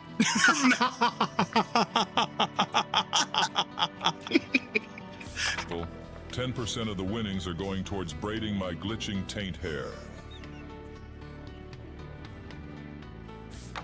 What can I do for you?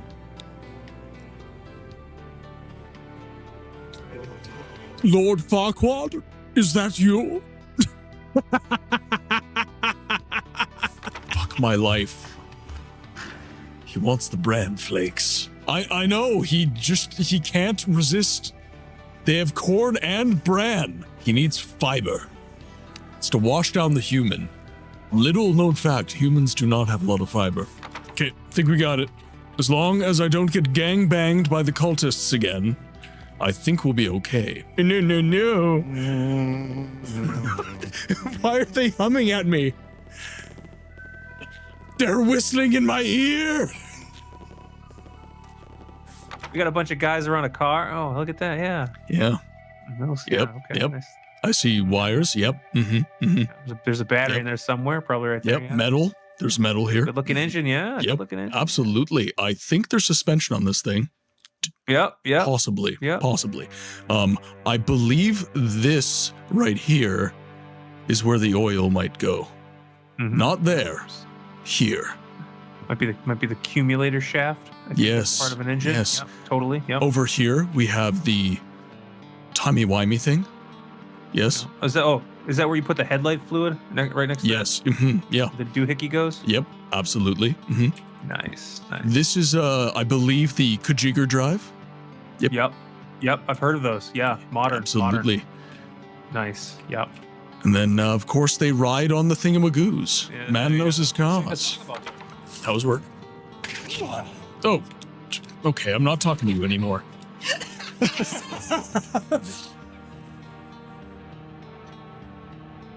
Not my fault! Chat, say hello to Mrs. Books. Don't listen to the Elder Scrolls lore wiki Nerevar. Gnomes are very real. Oh, fuck! Come at me, scrub lords, I'm ripped. Oh, okay. That is so terrible. That is the worst thing about this game, and I'm totally doing it. I was drawn to you from the start.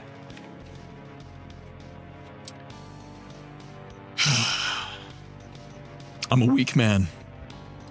I'm a weak man.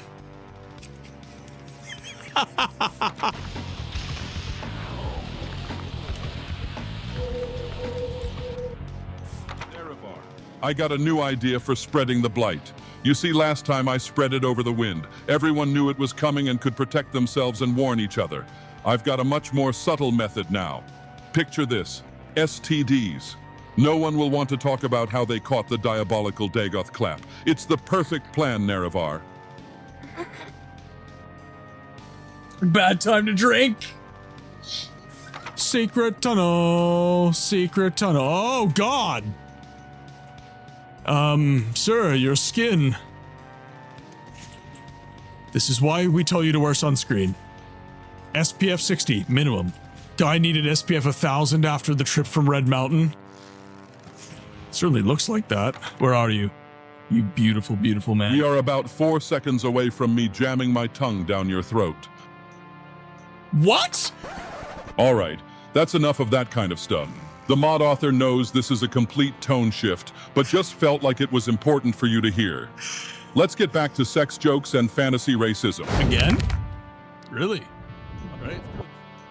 Welcome back from the ads, everyone. Thank you so much for accommodating the extended break. We have just been selling stuff. I've had a full inventory for entirely too long, so we are now taking the opportunity to sell some stuff off. Now, these are both Wands of Fear, so I don't know why I can't just stack them. That is a little bit frustrating, but irregardless, I think that these darts I can certainly drop. The butter knife of Baldurin, that is a very, very important item. I need to keep that. So we have Andrew's journal. That can be dropped. Okay, so we do have some potions here. An adventurer's robe. Now, what are you rocking right now? Okay, so you do currently have an adventurer's robe. So, I don't think it will be too terrible for me not to keep that around. Let's see, and then you've got a couple swords. I don't think there's really, we don't have Minsk, so the +1, like, Milton's been using Gold Digger. So I'm pretty sure, let's see, the Bastard Sword is 2d4 +1, slashing only, and it's one-handed, speed factor 7. The Katana here is 1d10, so way more potential for damage, and it's much faster. So I think we're going to keep rocking the Katana, and the bullet +1, that can go to Jaheira. Because Jaheira does need some ammunition.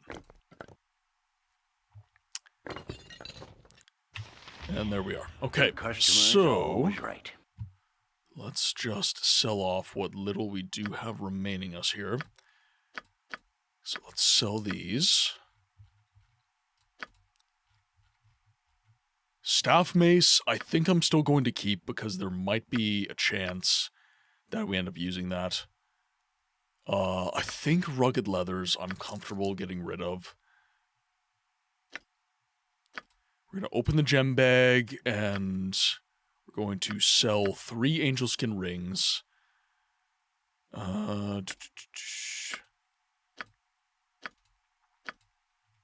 just gonna sell a bunch of our gems and stuff. Not gonna sell this ring, because I don't know what that ring is. All these silver necklaces, linkside gems, wolf charm, and our gem, bluestone necklace, sunstone gem, jasper. Can just sell all this good stuff. I don't imagine we're going to run into any quests where we really need this stuff, so 6 pearls. There we go. Tons of gold off of that. Beautiful, beautiful stuff. You require aid? All right, Agreed. let's get out of here. Haggard, welcome in on the YouTube side. If you're transported into the world of D&D, or all fantasy games, and had to make your perfect character as yourself, what will you choose? Race, class, multi-class, if you want. You want it, oh god.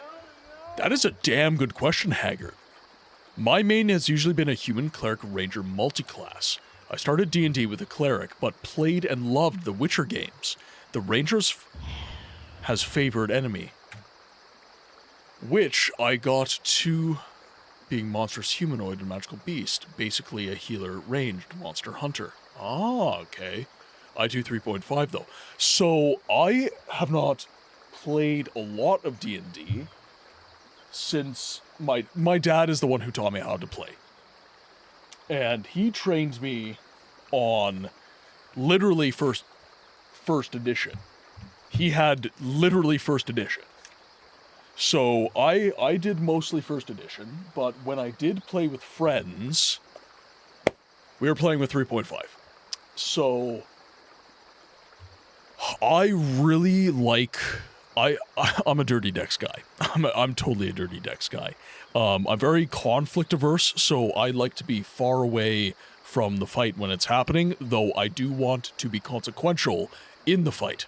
So I kind of like the idea of being like a gloom stalker ranger type thing. It's not, and it's funny because personality wise, it's not because I'm terribly like mysterious and everything like that. It's just I'm very averse to like head-on conflict, right? I do like box and stuff like that, but that's all kind of in jest. That's not like a legitimate like fight type thing in my view. So if I had to go with what I play as most of the time, it would be Gloomstalker Ranger. It's interesting that you mentioned The Witcher, though, because I'm doing my first simultaneously with Baldur's Gate right now. My community has me doing a stream of the Witcher franchise, like the entire Witcher franchise, because I hadn't played 1. I had played 2, but basically forgot all about it, and I haven't played 3. I have not played The Witcher 3. So we're getting more into the Witcher franchise, which I just found ironic because you mentioned that. This can be any fantasy franchise, Final Fantasy, etc., whatever you feel for yourself. No need to be okay. Well, if I'm not being restricted to D&D, then ooh. So the Elder Scrolls is probably one of my favorite fantasy universes, but Fable is also one of my favorite games, and I really like the heroes in Fable. So if I had to think about this, I really like the idea of being a will user in the Fable universe. Yeah, you know what? I would probably be like a spell sword hero in Albion. Yeah. That's something I definitely I feel like I would enjoy. Yeah, Fable the Lost Chapters is probably my #1 game.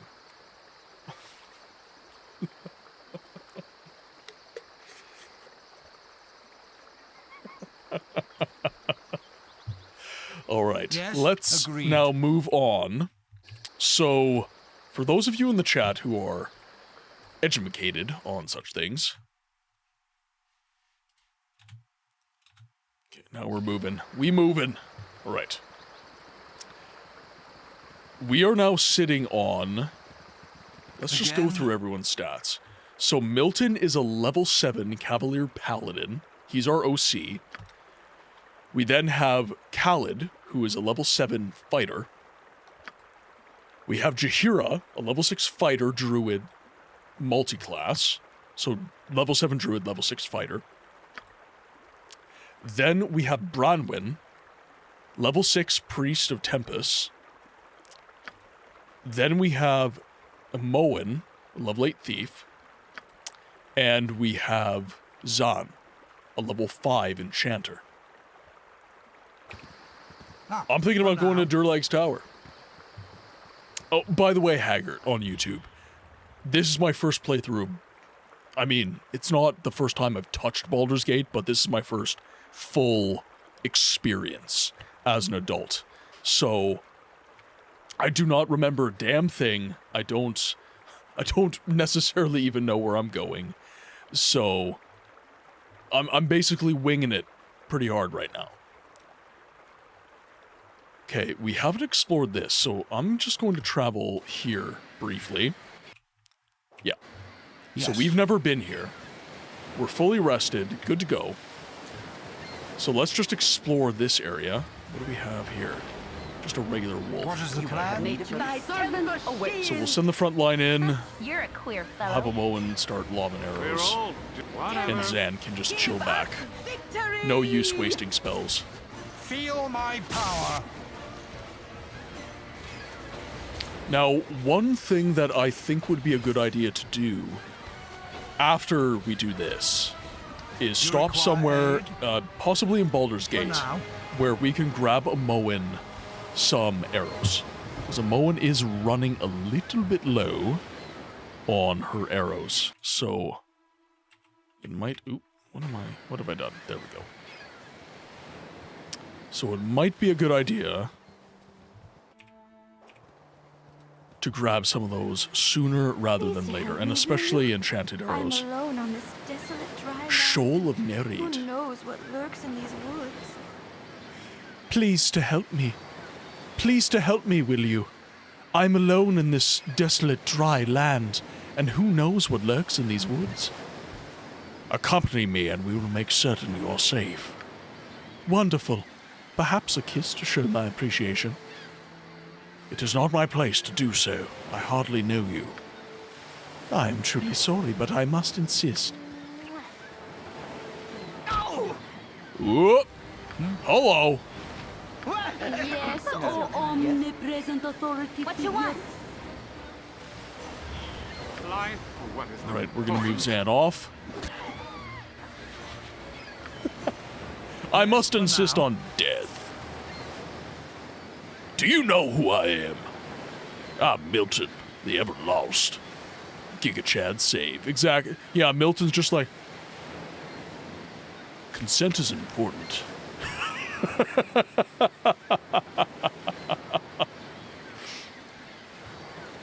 Do I want spoilers? Story or, like, just progression? Because I'm completely fine with, like, next steps kind of spoilers. I'm completely cool with that. It's just when we expand... Oh, an item? Sure. Yeah, the only spoilers I'm not okay with, Praetor, is explicit story spoilers.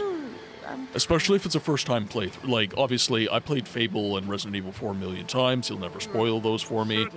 But... Oh, do we have to rest? Okay, we might need to make something happen here. Mad Archant.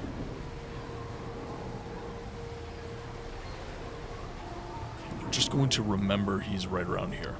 So if you hit her once, she'll actually talk to you. There's more dialogue in a different fight. Worth talking, arguably the best helm in...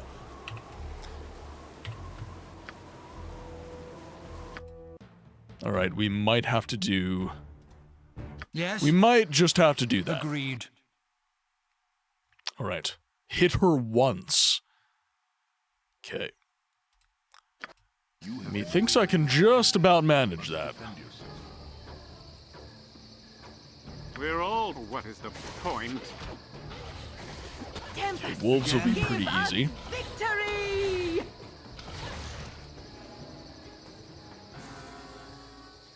Yes. Well, and that's kind of, Haggard, we were kind of mentioning earlier how it's kind of apropos that I'm doing my first playthrough right now, because it's going to get me caught up to, like, basically the perfect point in the franchise to get, to get the new DLC and probably the new game right by the time I'm done The Witcher 3, because we're going through the whole franchise. It's going to probably take me the rest of this year.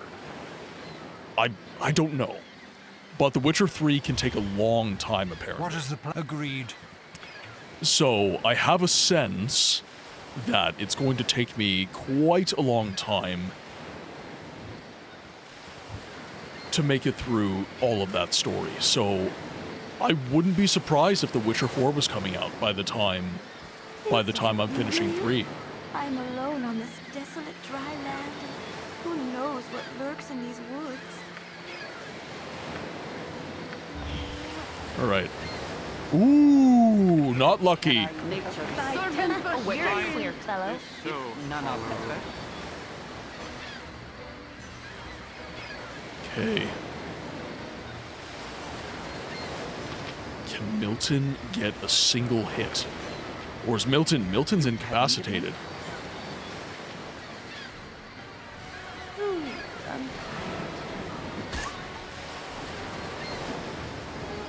None of better. No, this is no longer fun. I cannot die for this. They are my actions, but not my intent. I can but do as I am bid by my master.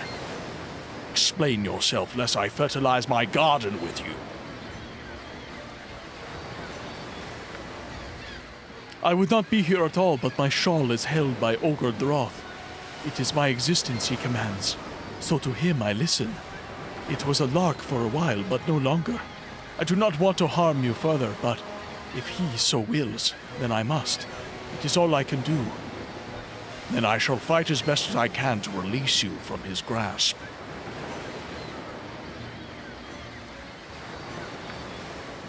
Oh, that could be interesting, yes. Do that. I shall collect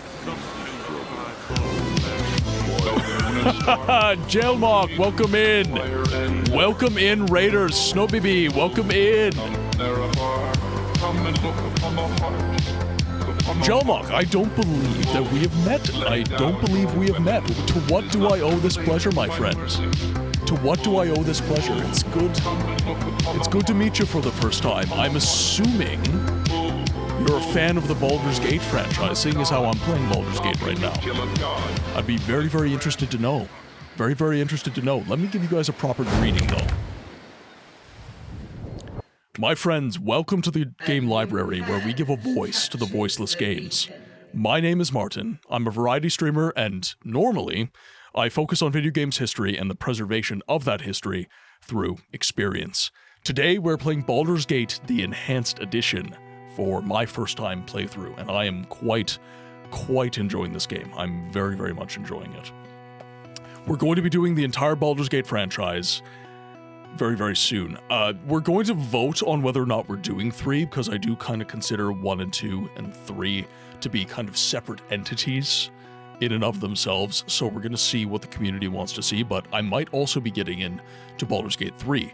But I have played that. That won't be a first-time playthrough for me. I have enjoyed many a foray in the land of Baldur's Gate 3. But, Jalmok, let me get you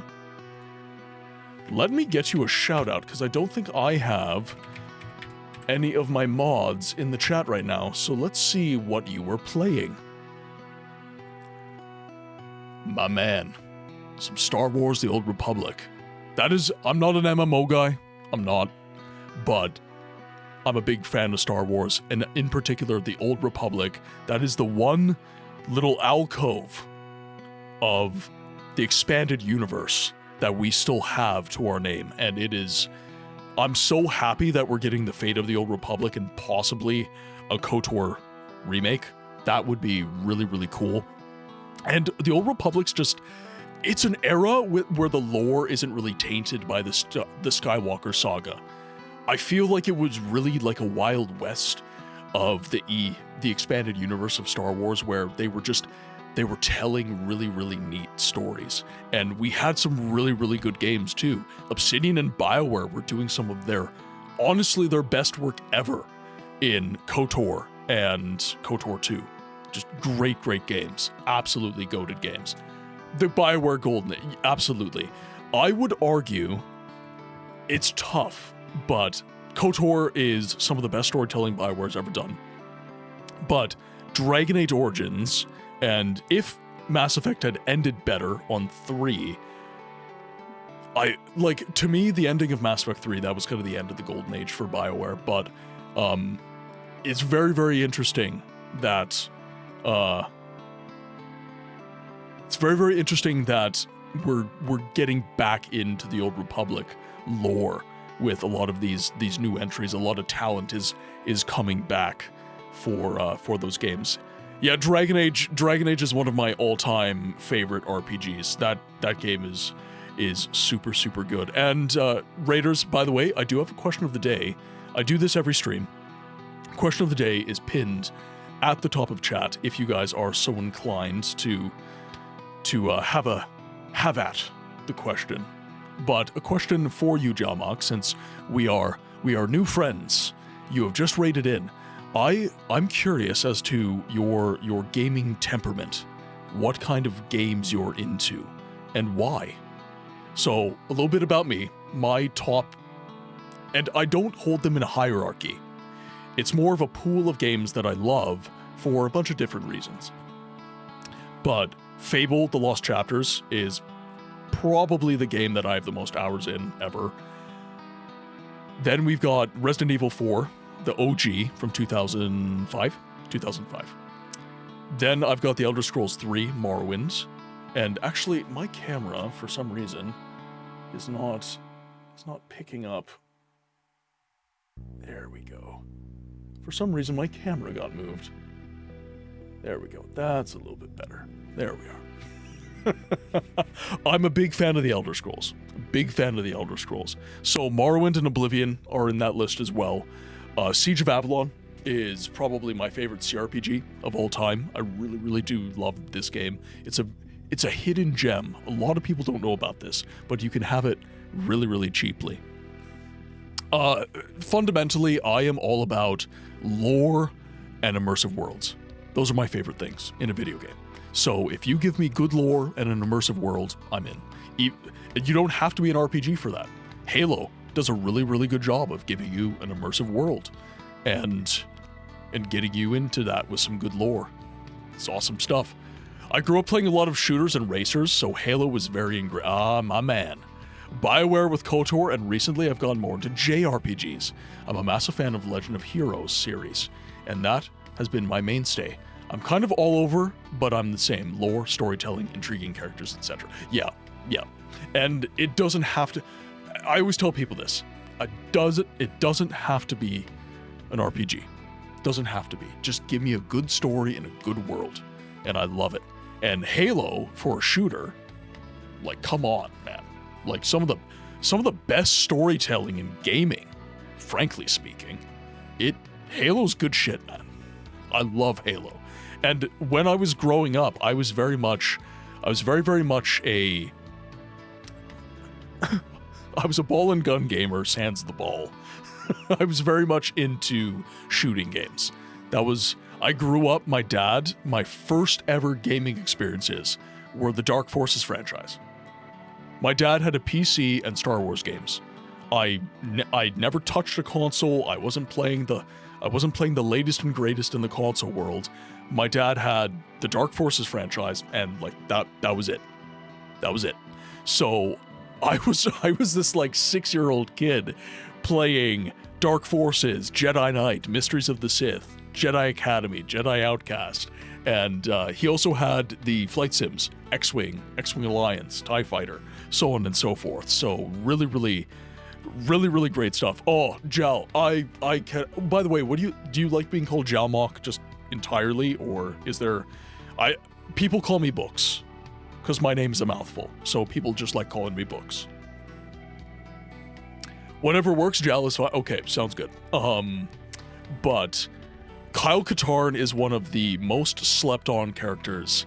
Like, if you wanted to make a Dark Forces, like, they made the Rogue One movie, and I think that was such a missed opportunity. Instead of doing Rogue One, you could have done Dark Forces.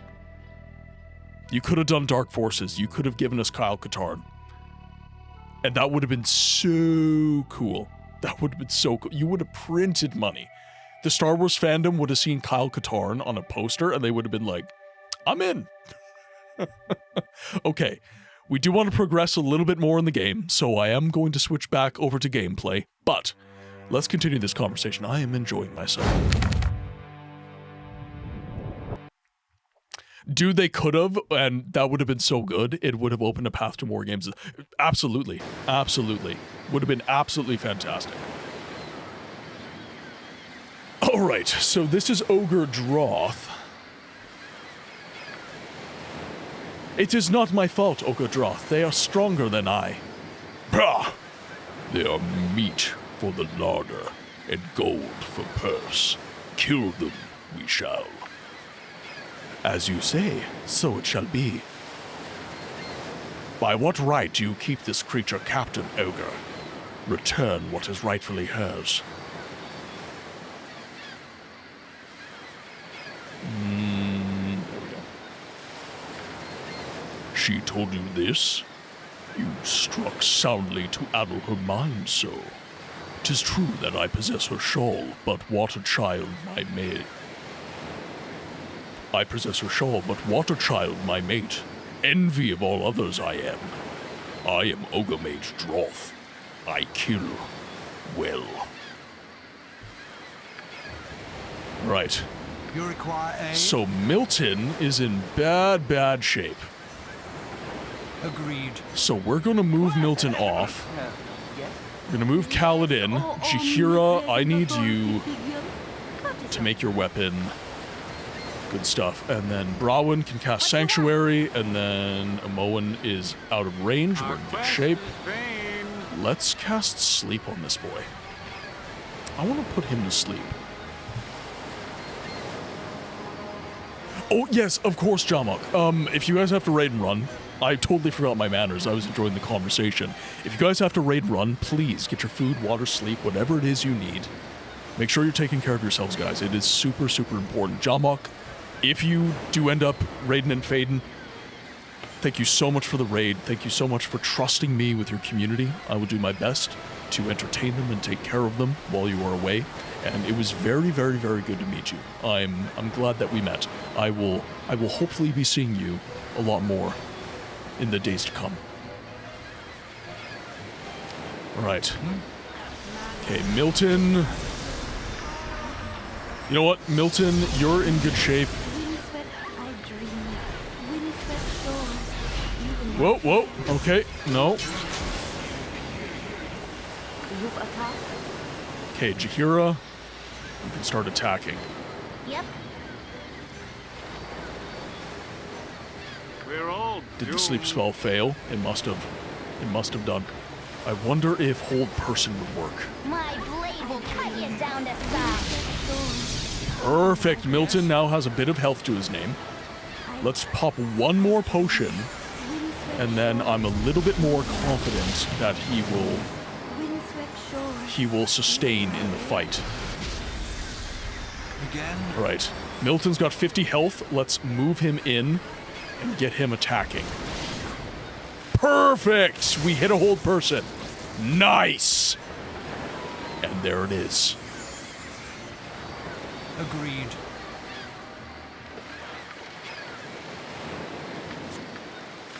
We have a katana. All right. Very nice.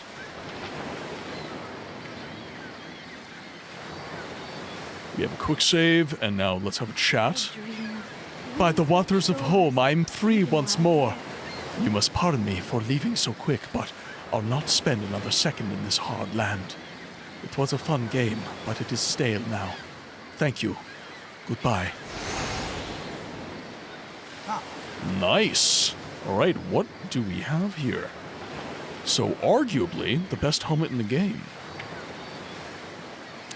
We shall see. At any cost? We shall see. Interesting. Now, okay, Praetor told me about that. By the way, Scarlet on YouTube, welcome in. It's good to have you, my friend. I hope you're doing well. Praetor, how does anyone find out about something like that? This is something that's very remarkable to me about games history. The history of our experience of these games. It is, like, how the hell do you find out, like, hitting that enemy one time after they aggro will yield further dialogue? I find that quite remarkable. Now, of course, if I was being a little bit more tempered in my attack, in my onslaught, the dialogue does intrude itself, but this game is full of stuff like that. I know because I've always known. I can't remember not knowing. The Sage of Baldur's Gate.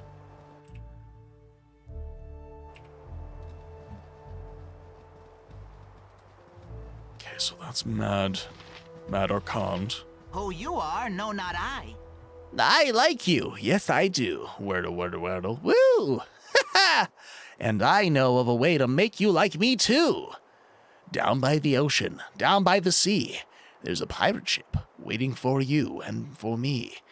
Bring me what's in it, but don't ever wear it. Or sure enough, soon enough, you'll wordle too.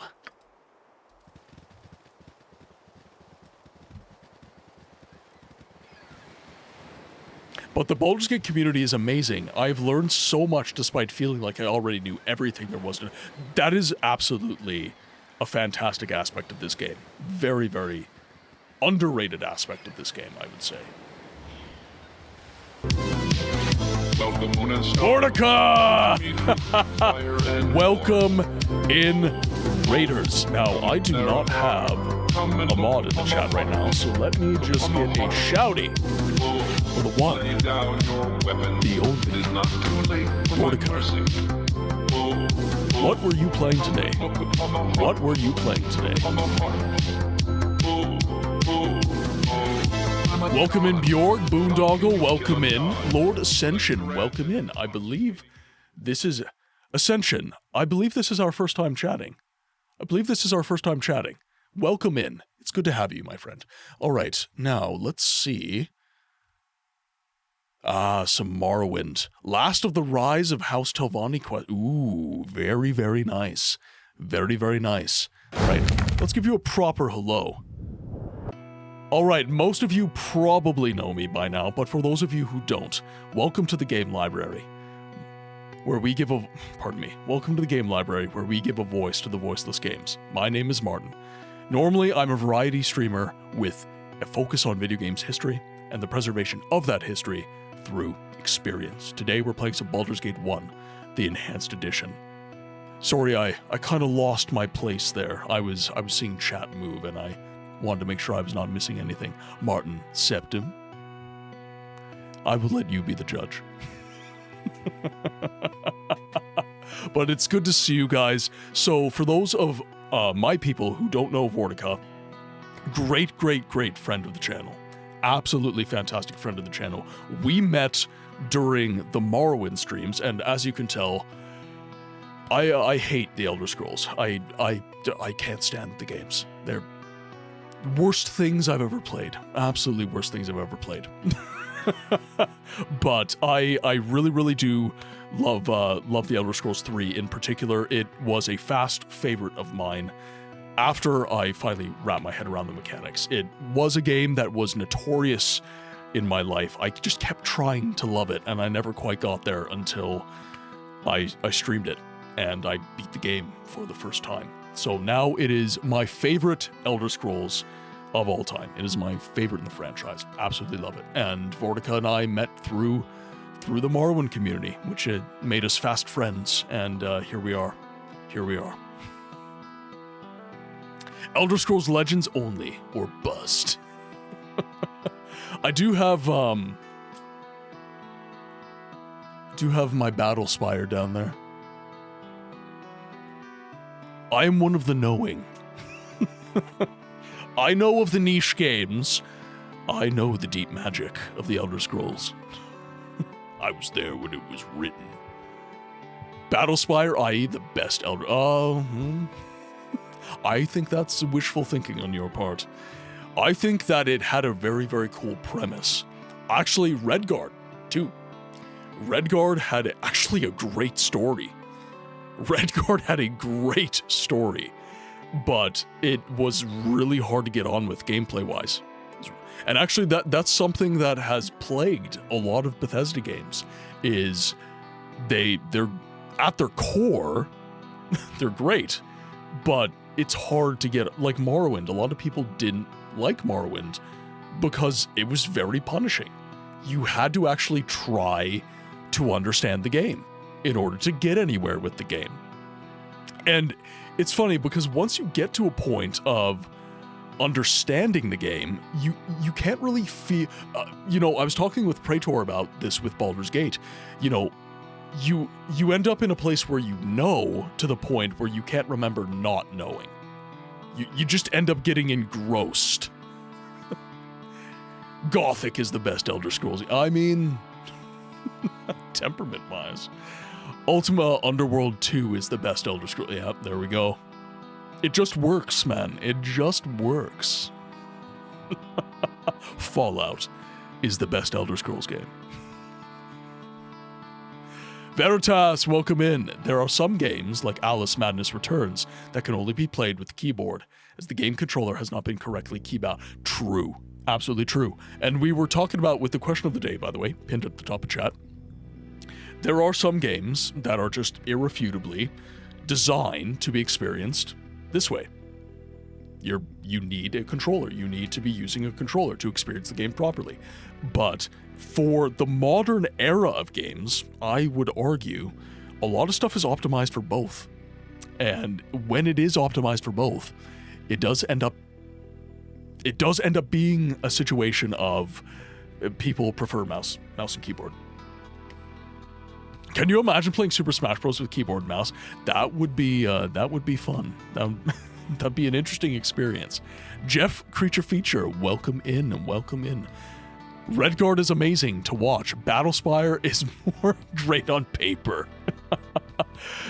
Redguard, the one thing that was kind of crazy to me about Redguard, people talk about The Witcher, and they cite, being the design being to control the game with basically one hand on the mouse, one hand on a beer, kind of thing. But with Redguard, you actually have that with the keyboard. Because Redguard initially was not designed to use a mouse. That kind of came later with modern kind of futzery with the game, and us playing around with it to make it a little more amenable to modern players.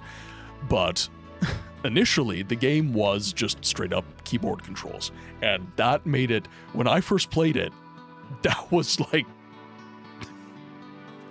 what? It was very weird. But again, great story. And actually, I think some of the, as we have revealed the trailer, we do have some of the most interesting Khajiit characters, I would say. Like the representation of the Khajiit speaking to Cyrus, I believe. That was very, very interesting dialogue, and like having Khajiits kind of fleshed out a little bit more as, not just kind of, I don't know. It was a colleague the Khajiit was someone's colleague as opposed to being, just this traitor passing through type thing.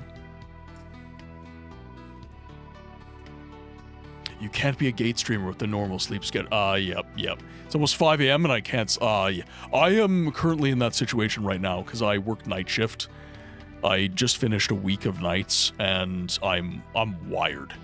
I'm still gonna pump the brakes and end on time and everything like that, but it last night was not fun. I basically just tried to stay up all day today And I was like, no, I have a stream later. I'm going to be a mess. I can't do this. So I took a nap just so I would be a little bit lucid in order to stream. So it wasn't much sleep. I think I went to sleep around 10 a.m. and I woke up at 1 p.m. So I didn't sleep that long. I've tried Baldur's Gate 1 multiple times and has always ended up playing Neverwinter Nights instead. I need to finally play.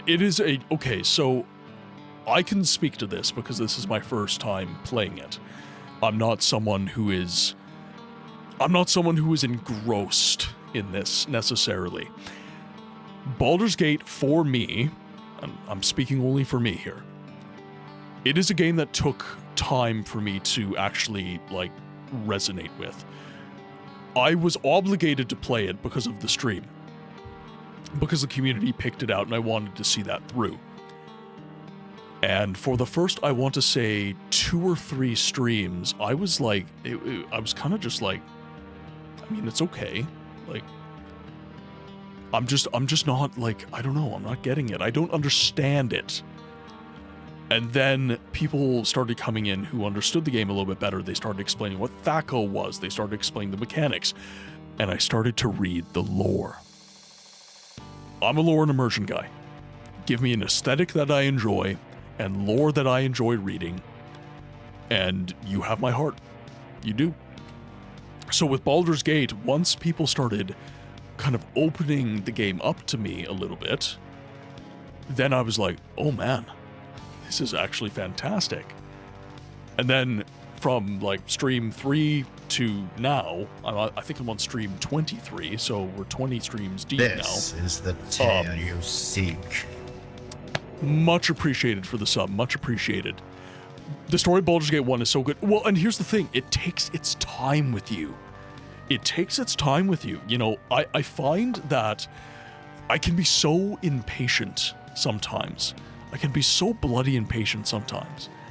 And I was just like, come on, like, where is it? Like, where's the story? Like, I heard about this amazing story. And it was always there. It's just I wasn't letting it take its time to introduce itself to me. And I found that I think the best thing that we can do as gamers is just be present with the games that we're playing.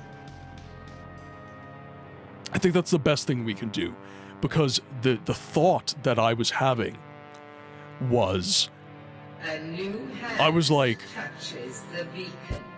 Jeff, thank you so much for the follow. Much appreciated, my friend. Welcome in. So my issue that I was running into was I was kind of having that modern writing syndrome, I guess, where it's just like the plot is explained to you immediately, and then you do like a few scenes, then the plot is completely explained to you again, then you do a few scenes and the plot is completely explained to you again, because the assumption is that you're just not going to be engaged with the game or with the content of the movie you're watching or whatever it is. And this is why I love being in the games preservation space, because I'm being introduced to so many fantastic video games, and I'm reintroducing myself to classic video games that I have already played, but maybe I didn't understand entirely. And being the stream forces me into a kind of a sense of presence with the game, especially when I'm voice acting the games, right? I really have to engage with the dialogue here to like understand emotions and be like, you know, if I'm reading through the dialogue and I'm acting it out properly, you'll see me pause. You'll see me go, oh, wait, no, that inflection was wrong. Okay, I'm going to redo that bit. Because as I'm voice acting through it, I have to be present. I have to be engaged. Whereas if I'm just gaming in, you know, in my personal time, my phone's going off. I'm getting emails from work. I'm, you know, a bunch of different stuff is going on in my life. And that is one of the best things that's come of streaming for me, I would say. It's been an absolutely fantastic experience. JRPGs are a similar situation. They often take a while to get into. It took me a few attempts to get into a game that would ultimately lead to being one of my favorite series. Well, and Morrowind. You know, Vortica was just streaming Morrowind. Morrowind takes its time to ramp up. Like, it gives you kernels, it gives you little bits, but like the actual, like, the intrigue of the story, that doesn't happen until much, much later. Much, much later. But the world is engaging and engrossing and everything like that. And the part of Baldur's Gate, like, the world is beautiful, the presentation is beautiful, the combat is good, but what really hooked me into Baldur's Gate was the lore. It was the lore.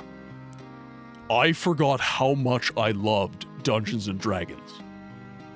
Just the universe of D&D and kind of what D&D represents, which is kind of the zenith of your imaginative capabilities being used to enact your will within a game.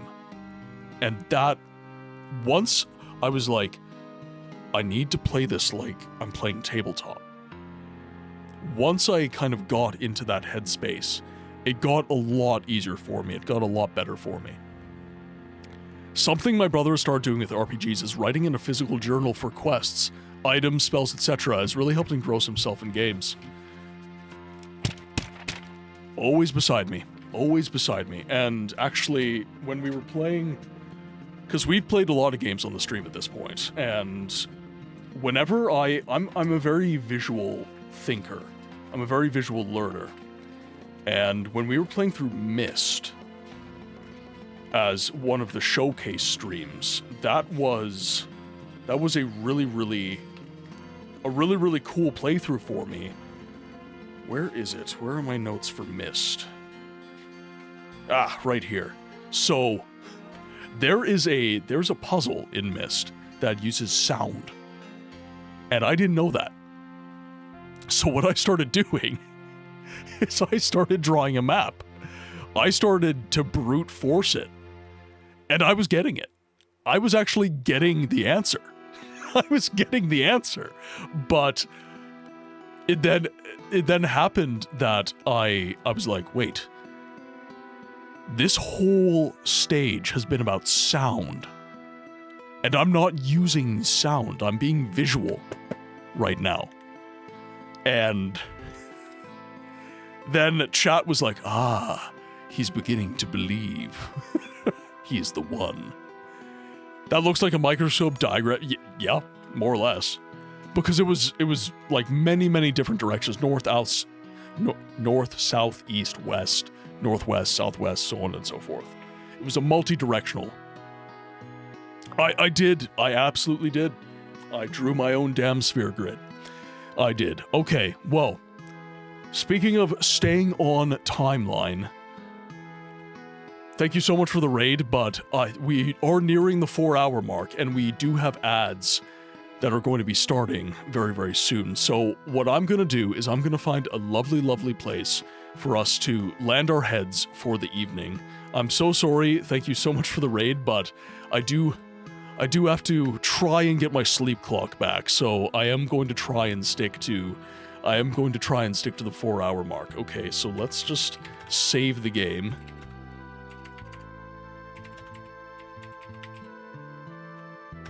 What do we have here? So we are the 11th of July? We are to the 11th of July. Perfection. All right. That will give me my monitor back. There we go. Perfect. Thank you for the nice talk. No worries. Do stay on schedule. Absolutely. Like, it's hard for me, though, is kind of my point. Such amazing communities come in. Like, I love all your faces. Seriously. Like, the stream is such an amazing thing for me. I love doing this, guys. I love doing this, and it's hard for me to pull myself away. It's genuinely hard for me to pull myself away. But let's find a good place. Let's find a good place to do so. So, before I forget, my friends on YouTube, thank you so much for the support as I work to become monetized on that platform. But I will be taking our Twitch friends out on a raid, and unfortunately, you guys cannot come with, so this will be the end of the stream for you guys. All right, let's see. Let's see what friends are playing some games right now. Everyone is playing Assassin's Creed Black Flag Resynced. You know what? My good friend, Addy again. My good friend Addy again. I would really appreciate you guys if you stuck around when we rated Addy. He is an absolute 10 out of 10 fellow Canadian, great streamer, and he's playing some Chrono Cross right now. I think this is his first time playthrough. This is his day 9 of the Chrono Cross streams, and he's just a great dude to talk to. He's just a great guy, great streamer. So, let's get into it. Raid started. First link is to the Beacons page so that you guys can follow me on all of the socials if you so wish. First message is for those of you who are just followed or just lurking and want to join in on the raid fun. I'd appreciate it if you did. Other message is for those of you who are subscribed and have access to all of our community emotes. And with that, my friends, it has been the pleasure of a lifetime getting to stream to you all again this evening. I will be back again, hopefully on Monday. I will get a schedule out tomorrow for some more Assassin's Creed Rogue, my first playthrough and my first ever Assassin's Creed game. But until then, I ask that you be well, and I will see you on the next one.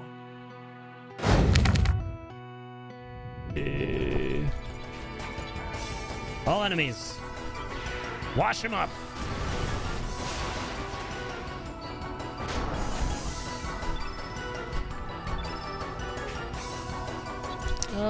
Let's pick you up, buddy.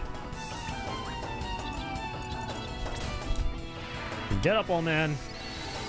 Not out of the fight yet. So plenty of living to do, despite thine age.